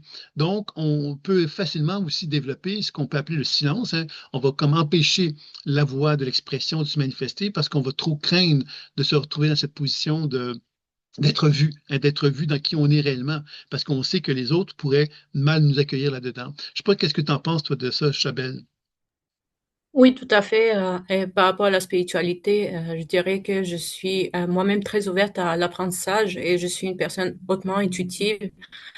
Mais malheureusement, j'ai pas, disons, un peu vers mon apprentissage en ce moment se situe justement entre la réceptivité du public à même garder euh, intuition, c'est quand mon On intuition, t'entend pas très euh, bien, je m'excuse, Chabelle, on t'entend savoir pas quand. très bien parce que les mots sont saccadés, donc j'arrive pas très bien te comprendre. Mais ce que j'ai compris, Ok, ce que j'ai compris quelque part, c'est que tu avais une spiritualité, tu avais une certaine intuition et tout ça, et que tu avais malheureusement pas la possibilité de pouvoir exprimer ces perceptions-là qui sont en toi, de les partager avec ton entourage. C'est bien que ce que j'ai compris, c'est ça? oui, c'est exact. C'est exact. Je dirais c'est cette blessure, en ce moment, c'est ça, c'est la non de ce que j'ai à communiquer. Donc, c'est pas que je veux pas, mais on dirait que le public, il n'arrive pas. Il manque quelque chose, comme s'il manquait un morceau de casse-tête, une pièce. Mhm. Et, ça, Alors, je sens. qu'est-ce que je vais faire, c'est que je vais essayer simplement de créer du mouvement dans la région de la gorge, puis on va voir qu'est-ce que ça va donner pour voir de quelle façon que ça pourrait peut-être mieux s'exprimer au niveau de... Parce qu'en fin de compte, ce qu'on pourrait dire quelque part, c'est que tu l'as dit, tu es intuitif, donc je pense que le créateur, quelque part, il est conscient que la parole qu'il va émettre est une pensée créatrice. c'est-à-dire qu'elle va créer des vagues. C'est pas quelqu'un d'endormi. Tu sais, quelqu'un d'endormi, hein, on va dire ah, bonjour, comment ça va? Ça va bien, oui. Ah, c'est bon, je suis content, puis ça s'arrête là. Vous voyez, c'est une communication qu'on pourrait appeler conforme, ça. C'est le conformisme, hein. C'est-à-dire que on dit ce que les autres vont l'entendre, puis on sait qu'au Québec, on aime ça entendre ce que les autres veulent nous. Hein, on doit dire ce que les autres veulent entendre. Hein. On ne doit pas être en désaccord avec ça. On doit rester très lisse, hein, pour garder une certaine forme de conformité. Alors là, évidemment, je blague, mais un peu, mais je suis un peu sérieux aussi, dans le sens qu'effectivement, je trouve que des fois au Québec, on a cette forme de conformité on est assez standardisé. Les Français ont plus de facilité peut-être à communiquer librement, même si ça bouge pas tellement plus là-bas qu'ici, mais bon, c'est une autre histoire. Mais à quelque part, c'est intéressant de voir comment chacun gère la parole. Mais c'est certain que le pouvoir quand on interagit avec ton énergie, Chabelle, par ta gorge, c'est certain finalement que ce qu'on sent, c'est que la gorge amène des mouvements d'énergie importants dans le bassin et tes jambes. Un peu comme quelqu'un qui se sent un peu prisonnière et qui aura envie de crier quelque part liberté. Tu sais, liberté dans le sens de dire, ben voilà, moi j'ai envie d'accéder à ma liberté. Et ma liberté, ben, quelque part, ben, elle ne répond pas à ce que les autres autour de moi ont comme regard sur ma propre vie. Donc, j'ai besoin de me libérer, de créer mon indépendance. Ça veut donc dire quelque part de ne pas me soumettre à ce que les autres veulent de moi, mais de carrément crier liberté, puis de me dire, ben, voilà, moi, je prends mon chemin, je prends ma route, puis je veux rien savoir. J'ai plus envie, à quelque part, de me soumettre ou d'être docile parce que au nom au nom de la paix, tu vois. Il y a comme une volonté de volonté, à quelque part, d'exprimer quelque chose qui est profond. Donc, la gorge, c'est pas juste la gorge, tu vois. C'est-à-dire que l'on voit bien que au niveau du bâtisseur, en toi, il y a une volonté, quelque part, d'être solide sur tes deux jambes, puis d'être conforme. Tu sais, quand on dit je laisse des traces sur le sol, mais pour laisser des traces sur le sol, ben, il faut être dans nos pieds, puis il faut être capable de suivre le chemin qui correspond à ce que nous, on a envie le chemin qu'on a envie de prendre, là. Si on prend un chemin qui est complètement en désaccord avec celui que l'on veut, ben, on n'est pas en train de suivre notre chemin, on est en train de suivre un chemin qui n'est pas du tout en accord avec qui on est. Alors, j'ai l'impression quelque chose de cet ordre-là chez toi, comme si tu devais apprendre maintenant à te respecter, toi. C'est ça qu'on pourrait dire. Te respecter, c'est de te reconnaître le droit de marquer le sol en accord avec le chemin que tu as décidé de prendre. Et puis pour moi, tu vois, ça touche le cœur aussi, ça touche le serviteur, tu vois. C'est là qu'on commence à voir qu'à travers le mouvement énergétique que l'on voit, ben, il y a plusieurs familles d'âmes qui sont impliquées dans le processus et que ça demande donc de ta part à toi, quelque part, une forme de reconnaissance de qui tu es, de reconnaissance de qui tu es, de reconnaître la vibration de ce que tu es. Puis parce que tu as cette couleur-là, ben, de l'assumer. Parce que si tu ne l'assumes pas, tu vas te faire happer par l'extérieur. Et c'est pas ça qu'on voit que ton énergie souhaite, tu vois. C'est ça un petit peu, je te dirais, par rapport à ça. Qu'est-ce que tu en penses? OK, je me sens Je vous ai libre. répondu dans le chat, juste au cas si la connexion n'est pas bonne. OK. Je me sens libre en expansion et souveraine, mais juste avec moi, mais même pas mais pas en exposition sociale. Mais c'est justement, c'est là quelque part que le devenir, hein, que tu as, en quelque part, je pense que tu l'écris d'ailleurs clairement, c'est l'exposition sociale. Ton devenir, il se passe là. Marquer le sol, c'est montrer que ton chemin que tu es en train de manifester dans le monde terrestre, ben, c'est un chemin qui marque une direction qui est la tienne et non pas celle que l'extérieur voudrait que tu prennes, par exemple. Tu vois, c'est ça un peu le thème à laquelle tu es confronté, puis qu'on voit que le bâtisseur, le cœur, donc le serviteur, et le créateur sont étroitement reliés dans cette démarche-là. C'est-à-dire que pour être capable de faire ce chemin-là, il faut que tu reconnaisses que tu suis ton chemin, donc tu marques le sol dans la direction que tu as choisie, et que le cœur, ben, quelque part, assume cette capacité que j'ai de m'aimer, OK? En tant qu'être humain, je m'aime, puis je m'aime assez pour être capable justement de reconnaître que j'ai quelque chose que je suis porteur, que j'ai envie de manifester, d'exprimer pour faire rayonner le monde, tu vois. Et c'est prétentieux tout ça. Puis en même temps, on est tous des êtres humains et on a tous le devoir d'être prétentieux. Parce que si on n'est pas prétentieux, bon, on va être moche. On va être l'inverse du prétentieux, je ne sais pas ce que c'est, mais c'est un peu trop humble dans le sens qu'on ne va plus rêver de notre vie. Ah, tu sais, en chamanisme, on se dit souvent que dans le chamanisme, on parle justement de rêver sa vie. Rêver sa vie, c'est de croire un monde meilleur. Pourquoi on doit croire un monde meilleur? Mais parce qu'en y croyant, on va arriver à l'assumer, puis on va arriver à le créer, tu vois. Donc, si on n'est pas prétentieux, si on n'a pas la foi envers quelque chose, ben, on ne peut pas faire rien de notre vie, tu vois. Et je pense que c'est ça, dans ce sens-là, que je t'invite à expérimenter la chose. Qu'est-ce que tu en penses? Oui, Le progrès, comme je dis dans le chat, jusqu'à date, c'était le fait de rétablir une estime parce qu'il y avait comme un sentiment de rejet, disons, par rapport à tout ça, un sentiment d'exclusion, un sentiment de non-confiance ou non-intérêt ou d'indifférence envers ces aspects de ma personne. Disons que je suis rendue à l'étape où il y a quand même une estime de moi, une assertivité, euh, individualité forte, mais euh, toujours pas dans nécessairement dans la réceptivité de l'autre, mais plutôt malgré la non-réceptivité de l'autre. hmm, mais tu vois, Donc, d'une dans façon ou toutes d'une les, autre, c'est comme si c'était défensif. mais tu sais, je te dirais que dans toute démarche spirituelle, quelle qu'elle soit, puis dans toute démarche humaine, on va enlever le mot spirituel, dans toute démarche humaine, il y a, puis en psychologie, c'est reconnu, c'est l'individualisation. L'individualisation, ça veut dire quoi? Ça veut dire cette capacité que moi j'ai de m'individualiser à un point tel que je reconnais que le chemin que je suis en train de prendre, c'est mon chemin. Et que ce chemin-là, je n'ai pas à demander l'autorisation de quelqu'un de me donner le droit de le faire. Je dois m'individualiser au point d'être capable de prendre ce chemin-là et de me donner la permission de me réaliser dans ce chemin-là.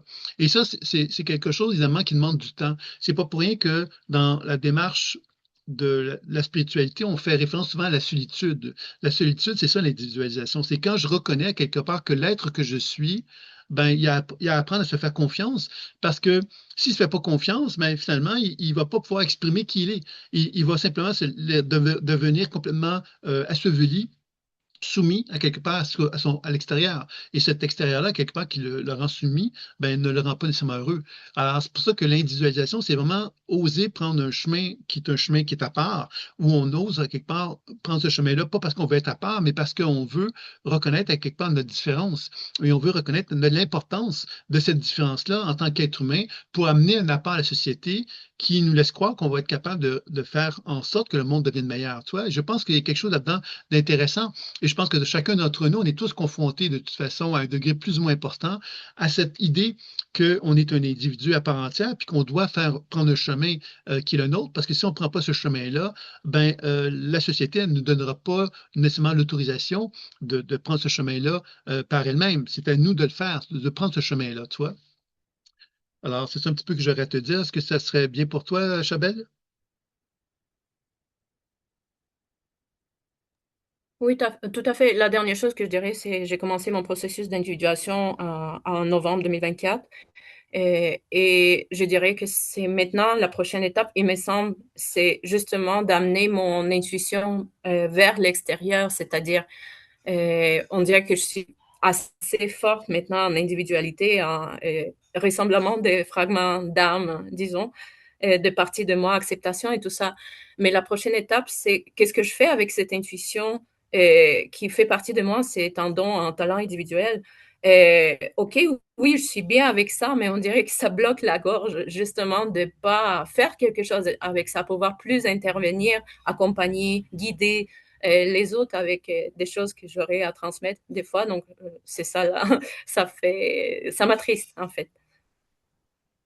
Je peux comprendre que ça peut s'attrister, puis en même temps, quelque part, cette tristesse, elle devrait devenir un moteur parce qu'elle te fait comprendre quelque part que le temps passe et que tu as quelque chose, que tu es importante pour nous. On va dire ça comme ça. Tu es importante. Là, pour chacun des êtres humains qui sont ici, tu es importante. Tu fais partie d'un rouage important. Pourquoi? Mais parce que tu es là pour éveiller la conscience.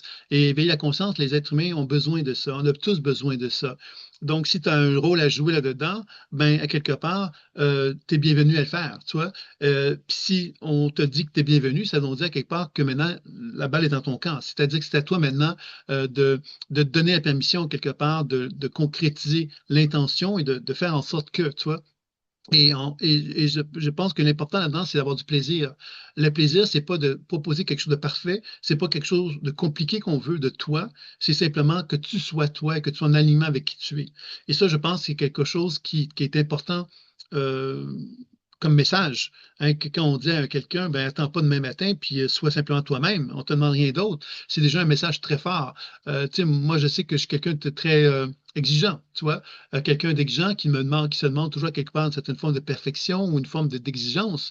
Alors, évidemment, est-ce que c'est nécessaire? Non, c'est pas absolument nécessaire. C'est un trait de caractère qui peut être positif, qui peut être pas positif, qu'importe, mais l'important, quelque part, c'est de comprendre que cette facilité que je sens qui est en toi, ben, tu dois justement te donner l'autorisation de lui donner le droit de s'exprimer. Parce que si tu ne te donnes pas le droit de l'exprimer, cette facilité-là, tu vas aller dans la complexité. Et si tu vas dans la complexité, c'est beaucoup plus difficile d'arriver à atteindre ton objectif parce que la complexité va exiger de toi une série tu ne seras jamais prête en fin de compte. Tu sais, qu'on est complexe, on se dit, ah oui, demain, après-demain, ah non, ça sera après-demain parce qu'on est toujours dans cette espèce de recherche d'être mieux, d'être mieux. Et je pense qu'il y a un piège là-dedans, tu vois.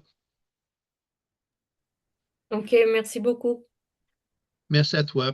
Donc, vous voyez, donc l'idée de ce qu'on a fait ensemble, un petit peu, c'est ça qu'on voit quelque part, c'est qu'on a tous, là, on fait l'exemple d'Isabelle, de Chabelle, mais à quelque part, on a tous, donc, ce potentiel-là évolutif. Puis ce potentiel-là, quelque part, il est animé par nos chakras, il est animé par notre capacité, justement, à gérer ces énergies-là. Puis, à quelque part, comme je disais tantôt, à être en résonance avec plein d'éléments de blessures. Tantôt, elle le disait, les fragments d'âme. C'est-à-dire que les résonances, à quelque part, qu'on vit, par exemple, si je me suis senti abandonné étant jeune, mais si cet abandon-là, quelque part, m'empêche aujourd'hui de me donner la permission de rayonner ma propre lumière, ça veut donc dire, quelque part, que je suis piégé par mes propres blessures et qui m'empêche donc de m'aligner à ma propre nature. Vous voyez, alors, c'est ça un peu l'idée de la spirale évolutive, c'est retrouver ces sept familles d'âmes, c'est retrouver quelque part les composantes qui vont faire que je vais être capable d'épanouir l'être que je suis et de reconnaître quelque part tous les phénomènes de résonance qui peuvent être en moi et d'apprendre à faire la paix avec chacun d'eux pour retrouver quelque part cette unité-là. Et les trois enseignements ben, avaient un peu ces objectifs-là, de vous montrer un peu les trois volets pour voir de quelle façon que ça pouvait nous permettre de retrouver cette position d'aliment de la façon la plus saine possible. Il y avait comme une question qui a été posée à laquelle je n'ai pas répondu de Gel. Néanmoins, le mental demeure omniprésent à les différentes perturbations liées au quotidien. Alors là, je ne comprends pas très bien la question parce que j'en ai peut-être manqué un bout. Comment savoir quelles sont les familles d'âmes à améliorer ou à développer? Néanmoins, le mental demeure omniprésent à les différentes perturbations liées au quotidien. Alors évidemment, euh, quand on parle, il y a plusieurs choses là-dedans.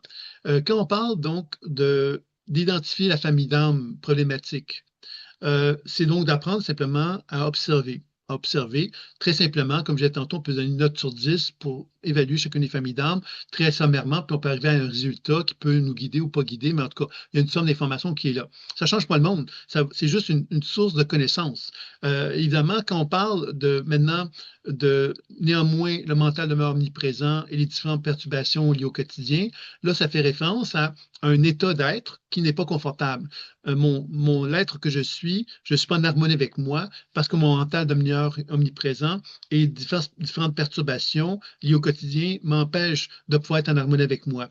Alors, ça nous amène à quoi? Là, ça nous amène à un autre niveau d'exploration qui est le niveau où on se rapproche plus du voyage d'âme et de la pleine conscience intuitive dans lequel on comprend que si je veux effectivement parvenir à changer les situations que je viens de décrire, ben, ça veut donc dire quelque part que j'ai des voyages d'âme à faire en l'état de mon histoire personnelle, mémoire d'autres vies, mémoire familiale, pour commencer justement à faire un travail. Par exemple, le mental demeure omniprésent, ben déjà, mon mental demeure omniprésent, ça veut donc dire quelque part qu'il y a un état de conscience, par exemple, je ne sais pas moi, de celui qui est tout le temps dans la tête. Cet état de conscience-là, ben, je peux déjà aller explorer sa raison d'être, déprogrammer, soigner. C'est ça, quelque part, qui va faire que je vais changer les situations. Puis si je tiens dans un journal intime les modifications que je fais, ben, ça veut donc dire que je m'accompagne dans le processus d'auto-guérison qui est fondamental pour moi et qui fait que je ne suis pas simplement en train de me dire, ben, tu sais, j'ai fait un soin, ça ne marche pas, donc ça ne marche pas. Ben, c'est pas ça qu'on doit se dire, hein. Si on fait une intervention puis il n'y a pas de changement, ben, quelque part, on doit revenir vers notre processus pour dire ben, comment ça se fait qu'il n'y a pas eu de changement? Qu'est-ce que j'ai pas compris? On doit s'accompagner. Et c'est ça, quelque part, qui est la démarche de la pleine conscience intuitive. C'est un accompagnement avec soi-même ou quand on le fait sur quelqu'un d'autre, c'est la même chose. On accompagne quelqu'un.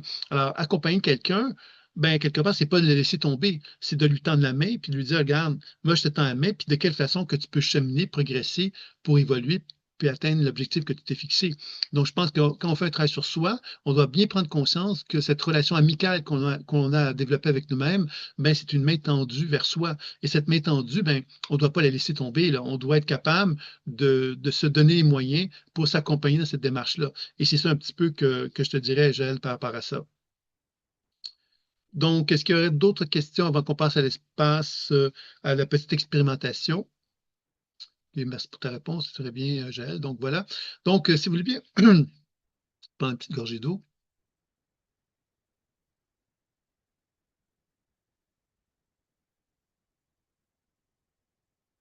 Donc, si vous voulez bien, on va passer à l'étape de l'expérimentation. Encore là, évidemment, c'est un petit voyage que je vous propose, hein. C'est simplement pour finaliser sur une bonne note, comme on dit, chacun a des enseignements. Et ici, bien évidemment, j'ai pensé qu'on pourrait travailler justement avec les 7 familles d'âmes, avec l'une ou l'autre des 7 familles d'âmes, je vais vous inviter à faire une petite visualisation qui va nous amener à travailler dans cette direction-là. Je tiens à rappeler évidemment que la pratique de la pleine conscience intuitive, il y a une application sur soi. C'est ce qu'on voit actuellement, OK, qui est une première option. Puis évidemment, il y a une application vers l'autre, ce qu'on ne voit pas dans les enseignements que je vous propose, hein, qui est donc l'apprentissage à développer sur quelqu'un d'autre, et que plus on arrive à le développer, plus on est en mesure d'arriver à développer une aisance pour faire la pratique. Ça, c'est un volet évidemment qui demande du temps. Et c'est pour ça qu'il y a des formations personnelles et des formations professionnelles, c'est-à-dire que le premier volet, c'est la pratique personnelle, qui va nous amener ensuite, après avoir appliqué sur soi, de le développer sur quelqu'un d'autre. Et c'est comme ça que l'enseignement est proposé pour arriver à atteindre les meilleurs résultats possibles. Voilà. J'ai une question avant qu'on se lance dans la pratique. Vous avez mentionné qu'il y a une famille d'âmes dominante chez chacun d'entre nous et les autres sont des alliés de celle-ci. Exemple, un chakra racine aligné, bâtisseur accompli, peut m'aider dans le développement de mon plein potentiel créateur. Tout à fait. C'est-à-dire que quand j'ai dit tantôt avec ton exemple, Chabelle, que c'était le créateur qui ressortait le plus, on a vu évidemment qu'à travers donc, le processus que j'ai fait avec toi, que le créateur était un élément qui apparaissait dominant, OK? Puis que dès qu'on intervenait sur celui-ci, on se rendait compte qu'il y avait d'autres familles d'âmes qui avaient des expressions importantes, celle du bâtisseur et celle du serviteur. Donc, le chakra racine et le chakra du cœur. C'est 2 éléments qui sont importants. Donc, évidemment, si on avait poursuivi, on serait peut-être arrivé à la toute fin à la conclusion que la famille d'âmes dominante, ben, quelque part, elle avait une couleur qui était différente que celle que j'aurais nommée, là, parmi les 3 que j'ai nommées. Tu vois, ça évolue. Maintenant, ce qu'on peut comprendre avec le soin qu'on a fait, c'est que dans ton cas, le bâtisseur et le serviteur sont des éléments clés. Il faut se rappeler que dans l'hiérarchie des chakras, les chakras inférieurs, les familles d'âmes les plus comme le bâtisseur, par exemple, sont celles qui nous ramènent vers le sol. Donc, quand on veut entreprendre un changement dans notre vie, on doit reconnaître que les familles d'âmes des chakras inférieurs sont les familles qui nous donnent l'opportunité d'être dans un processus d'incarnation. Quand on travaille trop vers les chakras supérieurs, donc les familles d'âmes créateurs, philosophes spirituels, on perd pied souvent. On perd pied, on perd notre pouvoir. Pourquoi on perd notre pouvoir? Mais parce qu'on devient happé par quelque chose de virtuel. On tombe dans une réalité virtuelle. Hein, parce que quand je dis la spiritualité, par exemple, ben, la spiritualité, c'est une réalité virtuelle. On n'est pas en mesure, on peut pas prendre physiquement quelque chose pour dire, ah, ben, c'est ça ma spiritualité. On parle de concepts qui sont pas tangibles, si tu veux.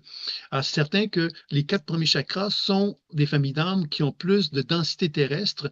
Elles ont donc plus de capacité, justement, de nous aider à faire le changement. Par contre, évidemment, il y a des pièges dans chacun de ces chakras-là. Et évidemment, l'apprentissage du cheminement que l'on fait, ben, c'est d'apprendre à apprivoiser ces énergies-là pour être de plus en plus capable d'être en harmonie avec chacune d'elles, tu vois. Donc, je pense que j'ai répondu à ta question, Chabelle, concernant ça. Donc, l'idée du développement spirituel, mais c'est ça, quelque part. Puis l'idée d'un développement humain, c'est la même chose, hein. C'est-à-dire que si moi, je suis un être humain qui veut se développer, ben, il doit reconnaître que les 4 premières familles d'âmes sont fondamentales pour sa consolidation de son individualité et que les 3 chakras supérieurs, si on n'a pas de bonne structure dans les 4 premières familles d'âmes-là, on a des problèmes. Parce que ça veut donc dire qu'on a de la difficulté à réaliser ces potentiels qui sont en nous. Les potentiels, c'est les chakras supérieurs qui les manifestent, mais si on n'est pas capable de prendre ces énergies-là et les réaliser en matière, ben on est prisonnier à quelque part d'une forme d'énergie virtuelle qui ne permet pas de nous réaliser concrètement. Donc, c'est pour ça qu'il faut toujours être attentif que les 7 familles d'âmes, on doit chercher à les apprivoiser, puis que les fragilités émotionnelles qui peuvent être dans l'une ou l'autre, bon, ça peut être intéressant pour nous de les régulariser pour justement permettre à cette consolidation de pouvoir prendre forme avec plus d'aisance et plus de facilité. Donc, si vous voulez bien, on va maintenant faire notre petite expérience. Donc, je vais vous inviter à vous installer confortablement de façon à ce que votre corps puisse se relaxer, se relâcher et se détendre. Et vous allez fermer les yeux et vous allez déposer votre conscience dans votre corps Et comme si votre corps, allait vous accueillir. Et quand vous accueillant, vous allez ressentir, voir et entendre un appel du sol, comme si l'énergie de la planète Terre avait un désir de se relier à vous. Et c'est alors que vous allez déposer votre conscience dans vos deux pieds pour que dans chacun d'eux se créent des racines sous la plante de vos pieds qui vont se relier à la Terre. Ces racines vont descendre profondément jusqu'au centre de la planète Terre, là où de l'énergie de la Terre en quantité importante se manifeste, et elle va doucement se propager à travers vos racines pour remonter, remonter, remonter jusqu'à vos deux pieds. Et cette énergie de la Terre va se propager dans vos talons, dans la plante de vos pieds et dans vos orteils. Et vous cherchez ici à bien ressentir, bien voir, bien entendre cette capacité que cette énergie de la Terre a de vous faire expérimenter cette idée que vous pouvez marquer le sol.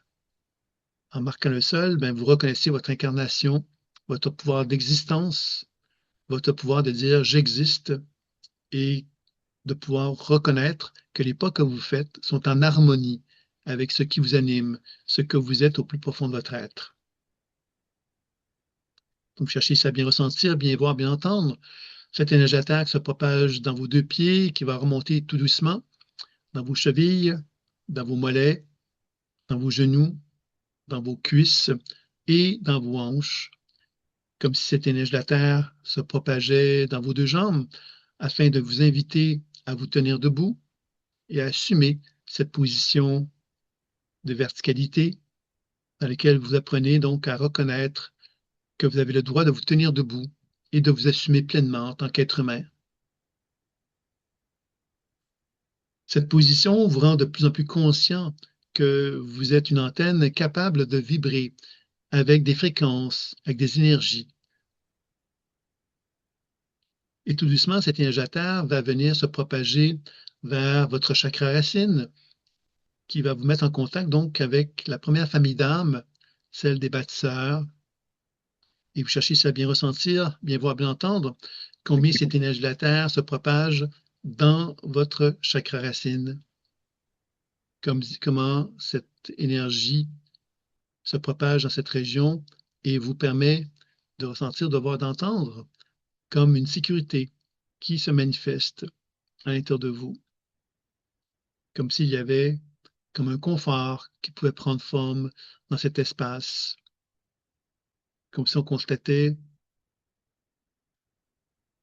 que nos deux jambes, nos deux pieds, nos deux jambes se connectaient au sol encore plus fortement et comme si on reconnaissait justement que cette connexion très étroite avec la planète Terre nous permettait de ressentir, de voir, d'entendre comment cette planète fonctionne, comment elle est régie et comment nous, en tant qu'êtres humains, on peut se relier à cette matière que la planète Terre nous propose et de créer à partir de celle-ci, de créer en conscience afin que l'on puisse reconnaître la grandeur de l'être humain que nous sommes, cet être humain qui accueille la beauté de la vie pour construire, faire évoluer, permettre à créer une société qui permette à chacun d'entre nous de s'épanouir et de se réaliser.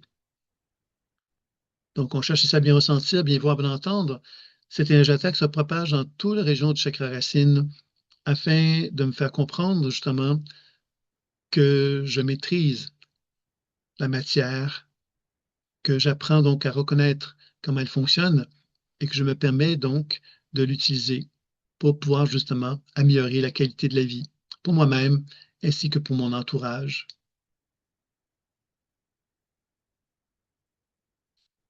Tout doucement, cette énergie de la Terre va poursuivre sa remontée vers le chakra sacré, qui est relié au communicateur, la famille d'âmes des communicateurs. Et cette énergie de la Terre qui se propage dans mon chakra sacré me permet de constater qui je suis réellement. Non pas ce que j'aimerais être, mais simplement d'accueillir ce que je suis, de ma vérité. Et l'énergie de la Terre qui se propage dans mon chakra sacré me permet donc d'accueillir cette vérité, d'accueillir ce que je suis réellement. Et le fait que je l'accueille me permet d'être confortable avec cette réalité.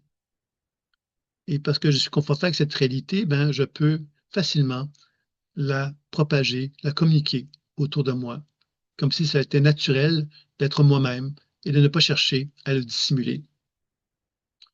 Et j'apprécie bien sûr que mon entourage puisse faire de même avec moi, qu'il puisse être vrai, tout comme je suis vrai avec lui.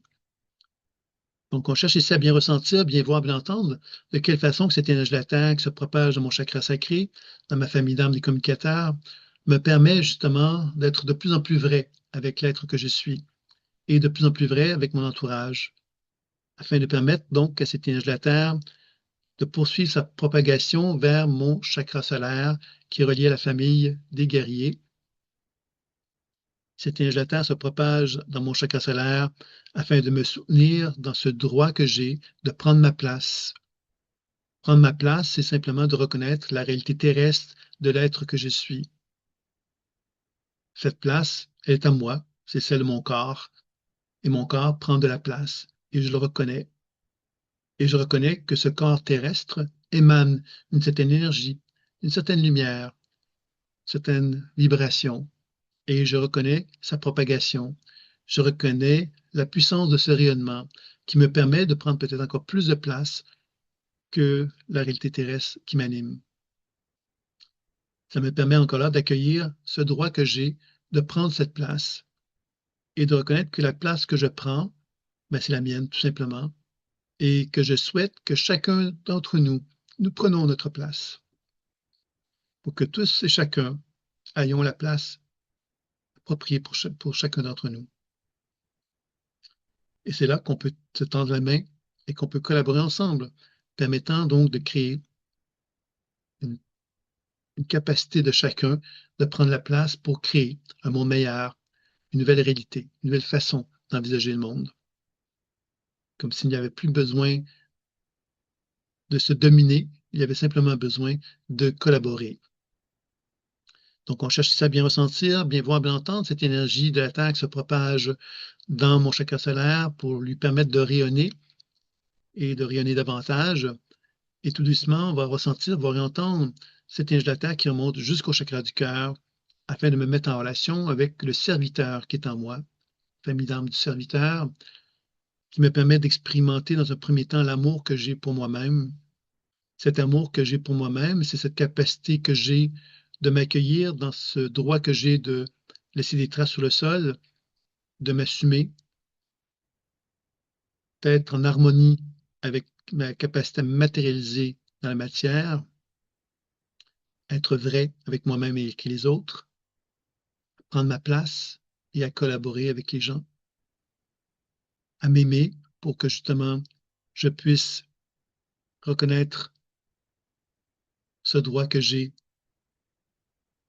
de prendre soin de moi et de reconnaître cette envie que j'ai de prendre soin des autres et qu'à travers cette aisance que j'ai de m'aimer et d'aimer les autres, je puisse envisager que j'ai à apporter dans la société une vision qui permet de l'améliorer, qui lui permet de devenir un monde meilleur.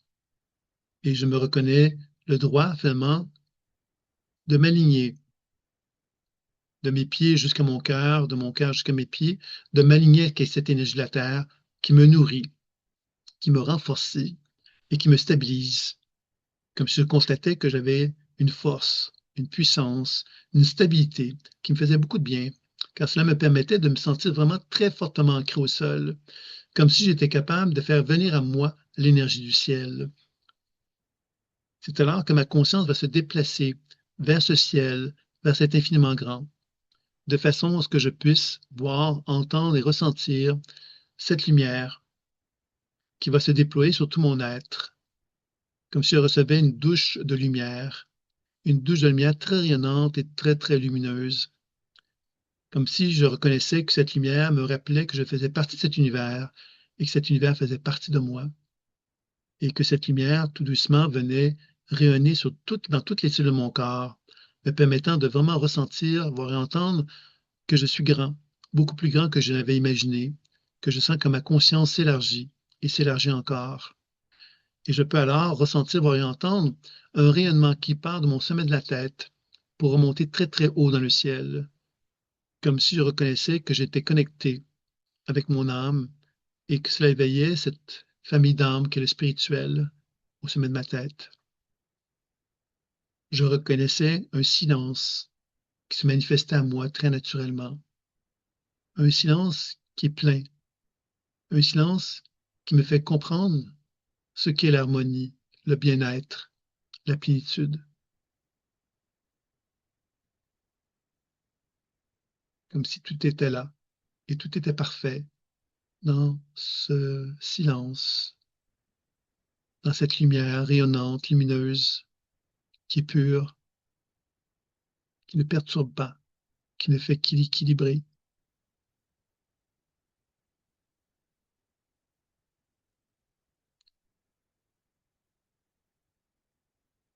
Et j'observe cet état qui me nourrit et qui me permet simplement de constater combien la vie est simple quand je suis connecté avec cette énergie spirituelle en moi.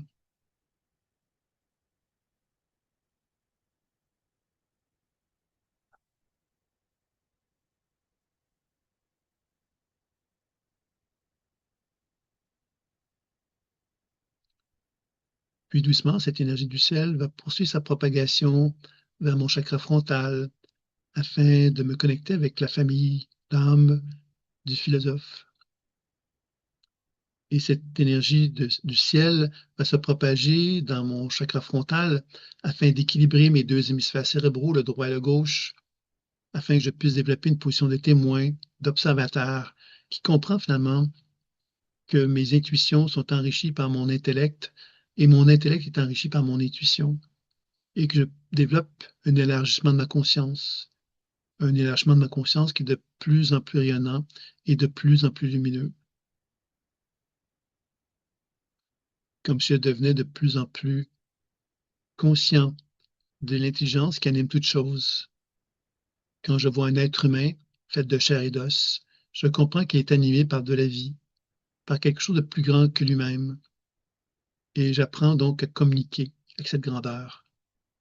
Quand je regarde un arbre, je comprends bien que cet arbre est fait de matière, mais qu'en même temps, il est animé par de l'énergie. Et j'apprends à me connecter avec cette énergie. C'est un peu comme si je reconnaissais justement que tout ce qui existe dans ce monde terrestre existe bel et bien, mais qu'il existe aussi, au-delà de cette réalité terrestre, quelque chose qui nous relie tous, qui relie la vie qui est omniprésente dans toute chose. Et j'apprends donc à reconnaître cette réalité. Et en le faisant, ça me permet d'augmenter ma sensibilité, ma capacité à ouvrir cette conscience en moi. C'est alors que je peux ressentir, voir et entendre cette énergie du ciel qui ouvre mes yeux à cette réalité subtile, qui ouvre mon odorat pour le sentir autrement, les choses, stimule mon sens gustatif pour goûter la vibration, l'énergie, stimule mon sens auditif afin que j'entende le subtil. Elle vient éveiller le sens de ma peau pour me rendre de plus en plus sensible, sensitif à ce qui se passe. Tous mes sens se trouvent augmentés par cette lumière qui se propage dans toute ma boîte crânienne, comme si ça me rendait de plus en plus capable de comprendre justement toute cette réalité subtile et d'enrichir mon regard grâce à celle-ci. Cette énergie du ciel va poursuivre sa descente maintenant vers la région de ma gorge afin de me mettre en contact avec la famille d'âmes des créateurs et je laisse cette énergie du ciel ouvrir ce pouvoir de l'expression de la gorge en moi, comme si j'avais un grand potentiel qui était en moi, d'être dans ma vérité, une vérité finalement qui me rappelle que je suis un être de lumière et que cet être de lumière est arrivé sur Terre avec une volonté d'incarner cette lumière et que celle-ci vient éveiller dans ma gorge ce pouvoir de reconnaître que les mots que j'exprime peuvent être des mots sans valeur sans fréquence, sans vibration, sans énergie, où ils peuvent être vivants, vivants par la qualité des mots que j'utilise, par cette capacité que j'ai de me connecter avec la sagesse intelligente qui anime toute chose, pour qu'elle puisse m'amener donc à élargir ma conscience et à permettre par le poids de la parole à créer des nouveaux niveaux de conscience en moi, mais également auprès des gens qui m'entourent, comme si je stimulais la parole et que la parole devenait créatrice et que cette parole qui devenait créatrice, ben, éveillait la conscience de tous et chacun.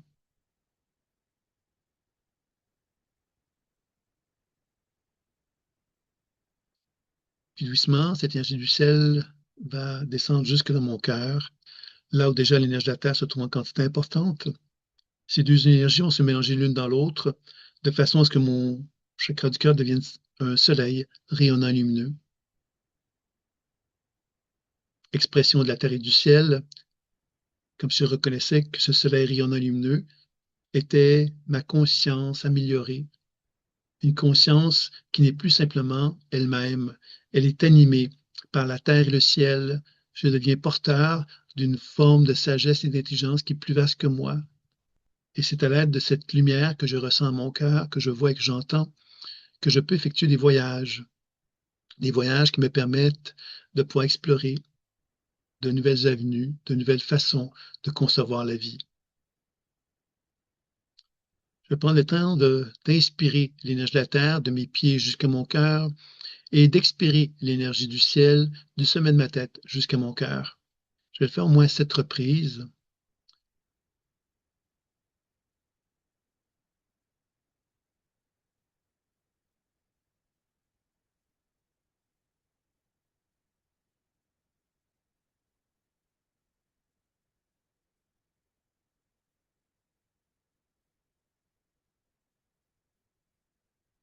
Et à mesure que j'inspire et que j'expire, je peux constater que mon soleil rayonnant lumineux devient de plus en plus rayonnant et de plus en plus lumineux, comme si je devenais ce soleil rayonnant lumineux et que je me retrouvais dans une sphère de lumière très rayonnante et très lumineuse qui venait équilibrer tout mon être et tout mon corps de sa lumière.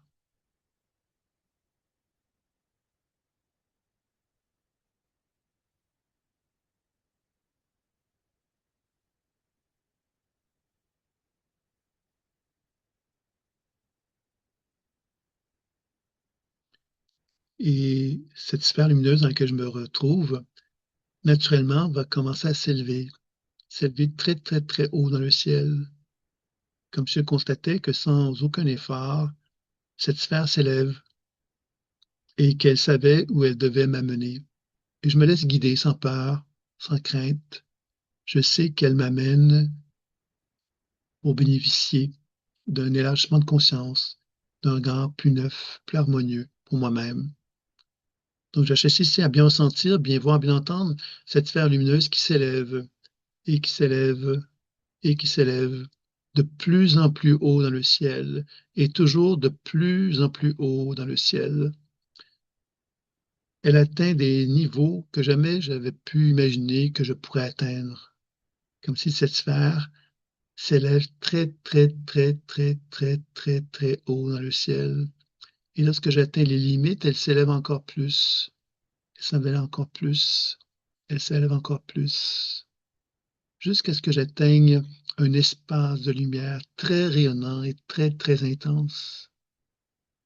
Une lumière très pure, très lumineuse, très chaude, qui me fait du bien et qui me fait ressentir que je suis dans un espace de bienveillance, d'harmonie, d'équilibre.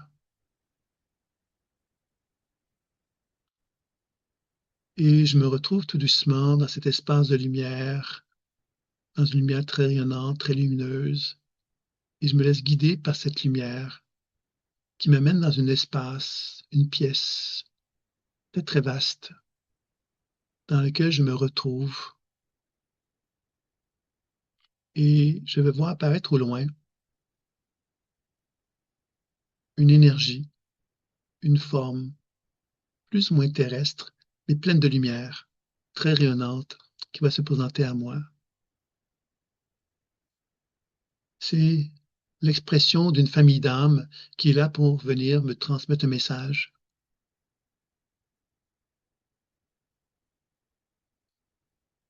Et je la vois apparaître de plus en plus clairement à mesure qu'elle se dirige vers moi. Je peux ressentir sa bienveillance, je peux ressentir son amour, sa densité, son apaisement, sa puissance de rayonnement. Et je la vois qu'à mesure qu'elle se rapproche de moi, je me sens dans une position de plus grande détente, de plus grande relaxation, de plus grand relâchement. Je sens un apaisement qui prend forme en moi.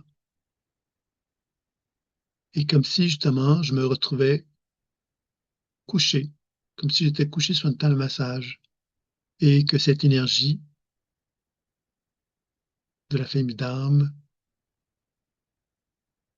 qui se présente à moi est là pour me transmettre un message. Et moi, je suis couché, relaxé, tout en étant très conscient, très attentif à ce qui est là, tout ce qui se passe.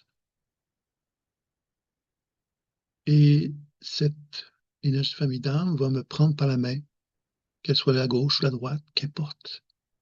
Et elle va me transmettre un message. Ce message, je peux l'entendre par mes oreilles, je peux le voir par les yeux, je peux peut-être également le ressentir par des sensations, par des souvenirs, par diverses sensations, manifestations qui peuvent s'exprimer en moi. Je suis simplement réceptif au message qui m'est retransmis. Ce message est là pour me guider. C'est une guidance qui m'est offerte. Je peux bien sûr répondre au message qui m'est donné pour le clarifier, pour mieux le cerner, mieux le comprendre. On va prendre quelques instants pour chercher justement à bénéficier du message qui m'est retransmis.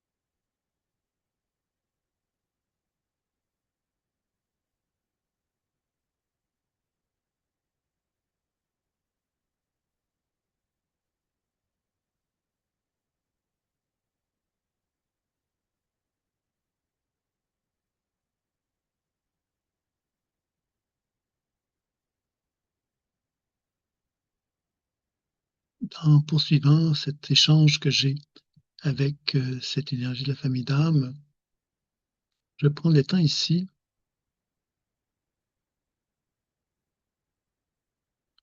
de bénéficier d'un soin. Comme cette famille d'âme allait faire un soin. Ça peut être un soin énergétique, ou elle peut faire des actions pour rétablir une circulation énergétique dans mon corps. Elle peut, par exemple, me masser, ou encore faire une imposition des mains, ou m'enlever quelque chose dans mon corps, tout en m'expliquant, dans la mesure du possible. Elle peut également choisir de travailler sur une mémoire qui m'anime, une mémoire de mon histoire personnelle. Ça peut être également une mémoire familiale ou une mémoire d'autre vie. Encore là, je vais prendre le temps ici de décrire ce que je vois, entends et ressens et de questionner pour arriver à comprendre la raison d'être de ce qu'elle m'exprime.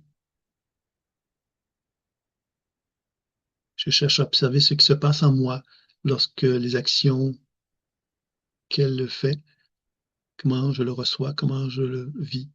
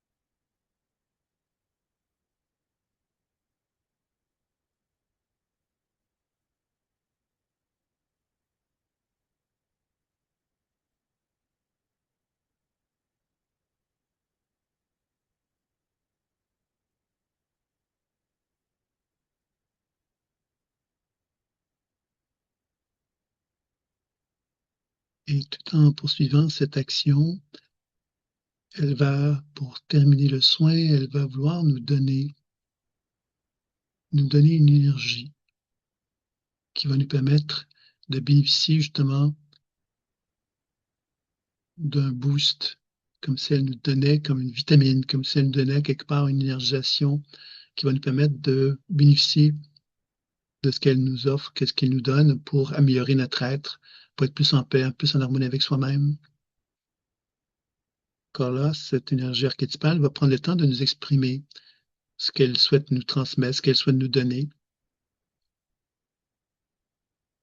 pour finalement être plus en paix et en harmonie avec la famille d'âmes qui nous anime, qui nous habite. On cherche aussi à prendre le temps de décrire ce qu'on voit, entend et ressent, de questionner et de bénéficier du soin qui nous est transmis.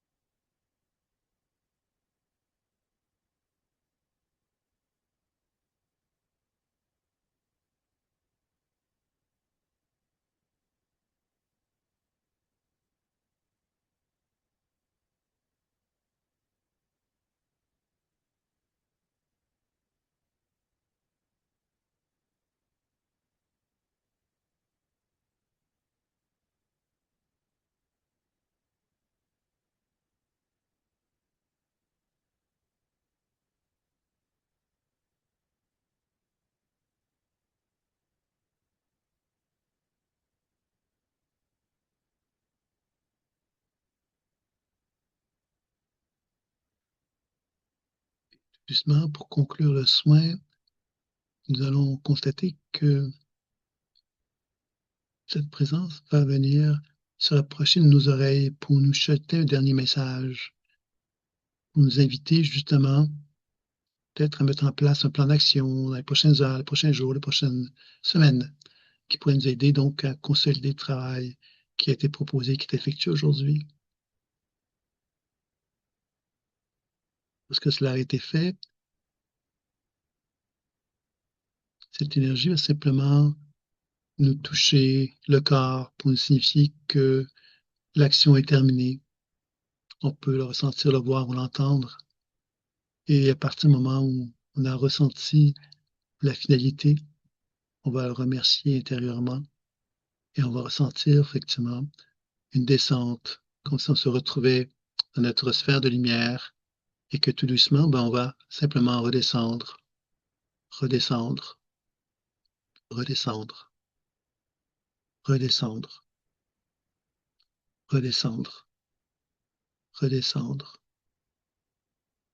Très, très, très doucement, on se sent dans ce monde intérieur, un peu comme si on était dans de la ouate et qu'on allait tout doucement revenir dans l'endroit où on se trouve physiquement présentement. On allait se déposer très, très, très, très, très doucement, comme s'il y avait quelque chose de très fragile à l'intérieur de soi, dont on était conscient qu'il ne fallait pas bousculer, qu'on allait prendre le temps de digérer tout ça, de laisser faire le travail qui doit être fait, permettre l'émergence. L'émergence, comme si on avait mis des graines et que ces graines allaient comme germer, rayonner, se manifester. Il fallait juste en prendre soin pour leur donner la permission d'exprimer ce qu'elles sont.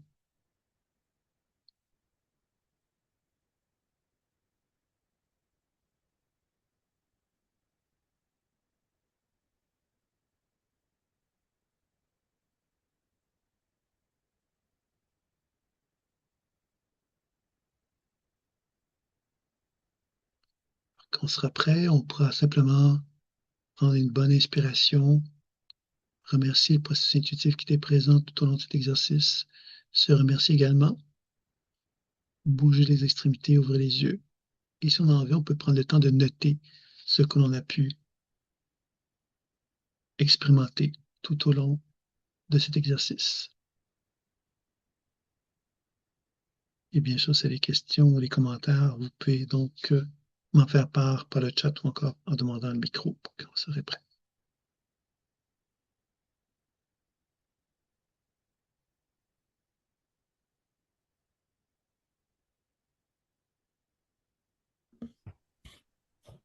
Merci beaucoup, Sylvain.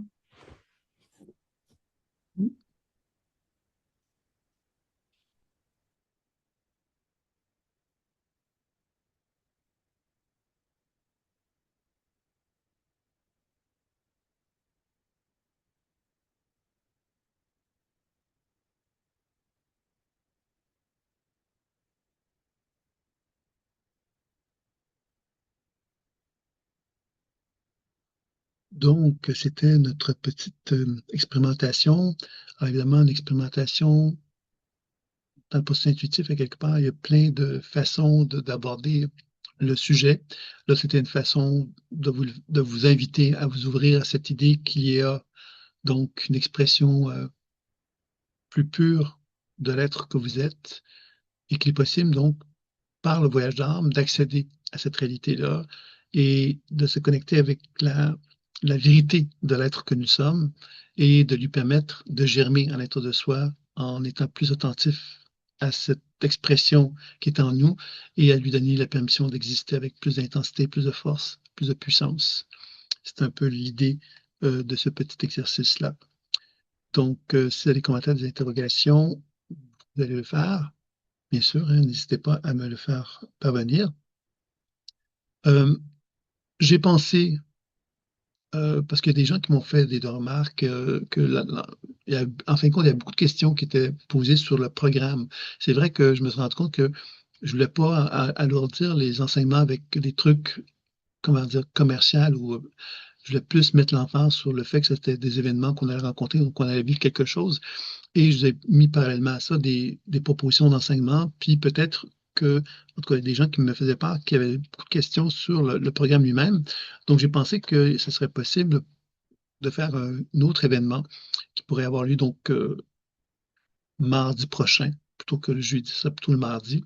Et si vous êtes intéressé, je vous inviterai donc à y participer. Ce sera donc une petite conférence autour justement de la profession ou le voyage d'âme, de quelle façon ça peut donner une profession et de quelle façon que ça peut être une belle occasion, en quelque part, de pouvoir manifester votre être, puisqu'il y a tout un volet donc de devenir thérapeute à travers ça, mais également aussi de devenir un agent de transformation que j'appelle, c'est-à-dire de pouvoir justement utiliser les outils que je vais présenter lors de ce prochain événement-là, par exemple le jeu de cartes, de quelle façon qui peut être concrètement un outil, le livre La découverte spirituelle évolutive, etc., de quelle façon ce sont des outils qui peuvent vous permettre de non seulement être juste un intervenant, mais aussi un enseignant avec des outils qui sont exclusifs, puisque ce sont des outils qui sont directement, qui sont publiés par moi, qui sont édités par moi, donc qui font que vous avez un accès à quelque part privilégié pour diffuser ces enseignements-là. Donc, c'est une autre occasion. Donc, vous avez d'une part l'aspect thérapeute, mais l'aspect aussi possibilité donc d'être un enseignant puis un revendeur des produits dans lequel vous enseignez aussi à travers les outils de la spirale évolutive. C'est ça un petit peu qui sera le thème de notre prochain événement, si ça vous dit. Donc, ce sera sans doute mardi prochain. Vous allez recevoir donc un email du replay, comme d'habitude, et dans lequel il y aura aussi cette invitation-là pour ceux qui auront le désir d'y être. Puis il y aura donc une démonstration plus concrète avec le jeu de cartes, comment on peut travailler avec les outils. Donc, on parlera du voyage d'âme, bien sûr, hein. Puis il y aura donc aussi une présentation si vous voulez avoir un programme plus complet de tout l'enseignement, ben ça sera aussi, c'est aussi bien sûr disponible, hein. Bien sûr, vous savez, il suffit j'inscrirai sans doute un lien pour que vous puissiez accéder à ce document-là si vous êtes intéressé à obtenir donc de plus amples informations sur le sujet. Et Francine qui me dit, bien, Daniel qui me dit, très beau voyage avec de belles rencontres et un joli message. Donc, un grand merci Sylvain, tant mieux, tant mieux. Francine, merci beaucoup, Sylvain. J'ai senti qu'on me donnait la main et une grande paix s'est installée. C'était très beau. Mais tant mieux, c'est déjà quelque chose, hein, quand c'est très beau. Puis évidemment, c'est quelque chose qu'on peut renouer contact. Je pense que c'est important de le rappeler. Vous allez avoir le replay, donc vous pourrez revenir aussi. Ça veut dire de réexpérimenter la chose. L'idée de ça, c'est de libérer les ressources créatrices qui sont en nous pour nous faire comprendre qu'en état de nous-mêmes, il y a quelque part quelque chose qui est plus grand que soi et que quand on se met dans un état de syntonisation, on est capable de se relier à cette sagesse intelligente-là et on est capable de la laisser s'épanouir en soi et de la rendre de plus en plus accessible. C'est-à-dire qu'on peut arriver à trouver cette accessibilité-là pour mieux se connaître, travailler avec les autres, développer un sentiment de paix, d'harmonie. C'est tout ça quelque part. C'est un apprentissage finalement qui est lié donc à ce sentiment d'être de plus en plus confortable à expérimenter cette connexion avec la sagesse intelligente et de la laisser s'exprimer en nous de la façon la plus libre possible. C'est ça un peu l'idée de la pleine conscience intuitive. C'est pourquoi que justement il y a un enseignement personnel qui est donc proposé aux gens qui veulent faire juste une démarche sur eux-mêmes, dans lequel ils vont faire ce voyage pour apprendre à développer l'acquisition du langage intuitif, de le sentir de plus en plus à l'aise dans cette capacité à se faire du bien. Puis ensuite, un volet professionnel en ligne, toujours, hein, qui nous permet, lui, de prendre ce qu'on a appris sur le personnel pour l'appliquer dans le professionnel, donc de mettre en pratique le voyageant vers un partenaire. Puis évidemment, ensuite, il y a un autre volet dans lequel il y a une possibilité de stage intensif de 5 jours en présentiel, tant au Québec qu'en Europe, et avec aussi l'opportunité de faire une supervision avec donc certification et tout ça. Et tout ça, finalement, vous permet aussi donc d'utiliser le jeu de cartes, la découverte spirale évolutive, les biorhythmes, qui est un projet qui va se terminer bientôt aussi, et l'autre livre sur le voyageur, c'est tous des livres que vous allez avoir également, donc qui vont vous permettre de pouvoir comme avoir des outils concrets, tangibles, non pas juste l'enseignement. Bon, déjà, vous allez avoir un enseignement en ligne, donc vous allez avoir les replays, mais en plus, vous allez avoir les références qui vont vous permettre de vous y référer pour développer le langage, de le rendre de plus en plus vivant en vous, en fin de compte. C'est dans ce sens-là que ça va être un peu proposé. Donc, si ça vous dit, il y aura donc un enseignement proposé donc mardi prochain, qui sera donc la finalité de notre petit voyage qu'on aura fait ensemble concernant cette formation-là, la formation va commencer donc le 5 mars. Donc le 4 mars, il y aura donc la première lecture d'âme et soins en groupe, donc qui va être proposée. Puis ensuite, le 5 mars, il y aura donc le formule, la formation qui va commencer à ce moment-là plus officiellement. Il y a Sylvie qui me dit vraiment un beau moment avec moi-même et l'union interne qui s'en est suivie. Merci beaucoup, mais tant mieux. Donc, vous avez ça fait partie de la démarche personnelle, ce qu'on a fait ensemble entre les 3 enseignements, c'est des démarches personnelles, mais évidemment, il est possible aussi de les faire expérimenter à d'autres gens dans la volet professionnel. Donc, ça vous dit, je vais donc vous réinviter une dernière fois. Donc, vous allez recevoir le mail, le replay de cet enseignement-ci avec donc le bonus. C'est vrai, c'est le livre Décodage intuitif et soins psycho-énergétiques que vous avez. Alors, pour dire que le quiz, c'est un quiz, ça c'était, bon, ça a une valeur parce que j'y travaille dessus, mais c'est pas quelque chose que je vends, c'est quelque chose que j'offre. Maintenant, le messager, c'est un livre qui est vendu normalement, hein, qui est physique, que vous allez avoir, que vous avez reçu en version PDF, qui est un livre, donc, qui vaut 12 euros, il me semble, ou 15 euros, je ne sais plus, ou 15 dollars, quelque chose comme ça pour le Canada. Et Décollage intuitif et soins psycho-énergétiques, c'est un livre qui vaut à peu près, il me semble, 25 dollars, 25 euros. Et c'est un livre qui a été réédité récemment, qui présente la pratique de la pleine conscience intuitive en 25 leçons pratiques. Donc, on vous prend par la main en quelque sorte pour vous montrer un petit peu la méthode. Alors, c'est pas quelque chose de flyé, dans le sens que c'est organisé comme enseignement. C'est pas un enseignement quelque part, on va dans tous les sens, dans toutes les directions. Il y a quelque chose de très organisé. La spirale évolutive aussi, c'est quelque chose de très organisé, de très structurant, dans lequel il y a vraiment une méthodologie qui est apprise et qui permet d'acquérir aussi donc sa capacité à le faire sur soi tant que vers un autre. Donc, vous allez recevoir ça donc dans le replay qui devrait arriver pour vous, j'espère bien dimanche. Vous devez pouvoir obtenir la version PDF du livre et puis cet enseignement-ci en replay. Et vous aurez l'invitation pour ceux qui auront envie d'assister donc au dernier petit enseignement, là, qui sera donc une présentation finalement plus concrète, plus tangible, plus pratico-pratique de ce qui est possible d'acquérir avec la méthodologie, de quelle façon que le jeu de cartes peut être utilisé aussi. Bon, je pense que vous avez tous l'idée de ce que c'est qu'un jeu de cartes, un jeu de cartes intuitif. Dans ce cas-ci, l'idée, c'est que c'est pas comme un tarot, c'est vraiment un jeu de cartes qui est utilisé pour faire des lectures intuitives, de la même façon qu'on fait des lectures intuitives sans le jeu de cartes par la pratique de la pleine conscience intuitive. Mais évidemment, ça peut être intéressant d'avoir ce support-là, d'avoir les grilles qui vont enrichir le travail. Donc, je vous présenterai un petit peu ça lors de cet enseignement-là. Voilà. Donc, je vais m'arrêter ici. Je vais vous souhaiter une belle fin de soirée et une belle fin de journée pour les gens du Québec, puis pour les gens de la France, ben, un bout de dos, dormez bien. Et merci à tout le monde et je vous dis donc à très bientôt pour une prochaine fois, si vous le souhaitez. À très bientôt. Au revoir.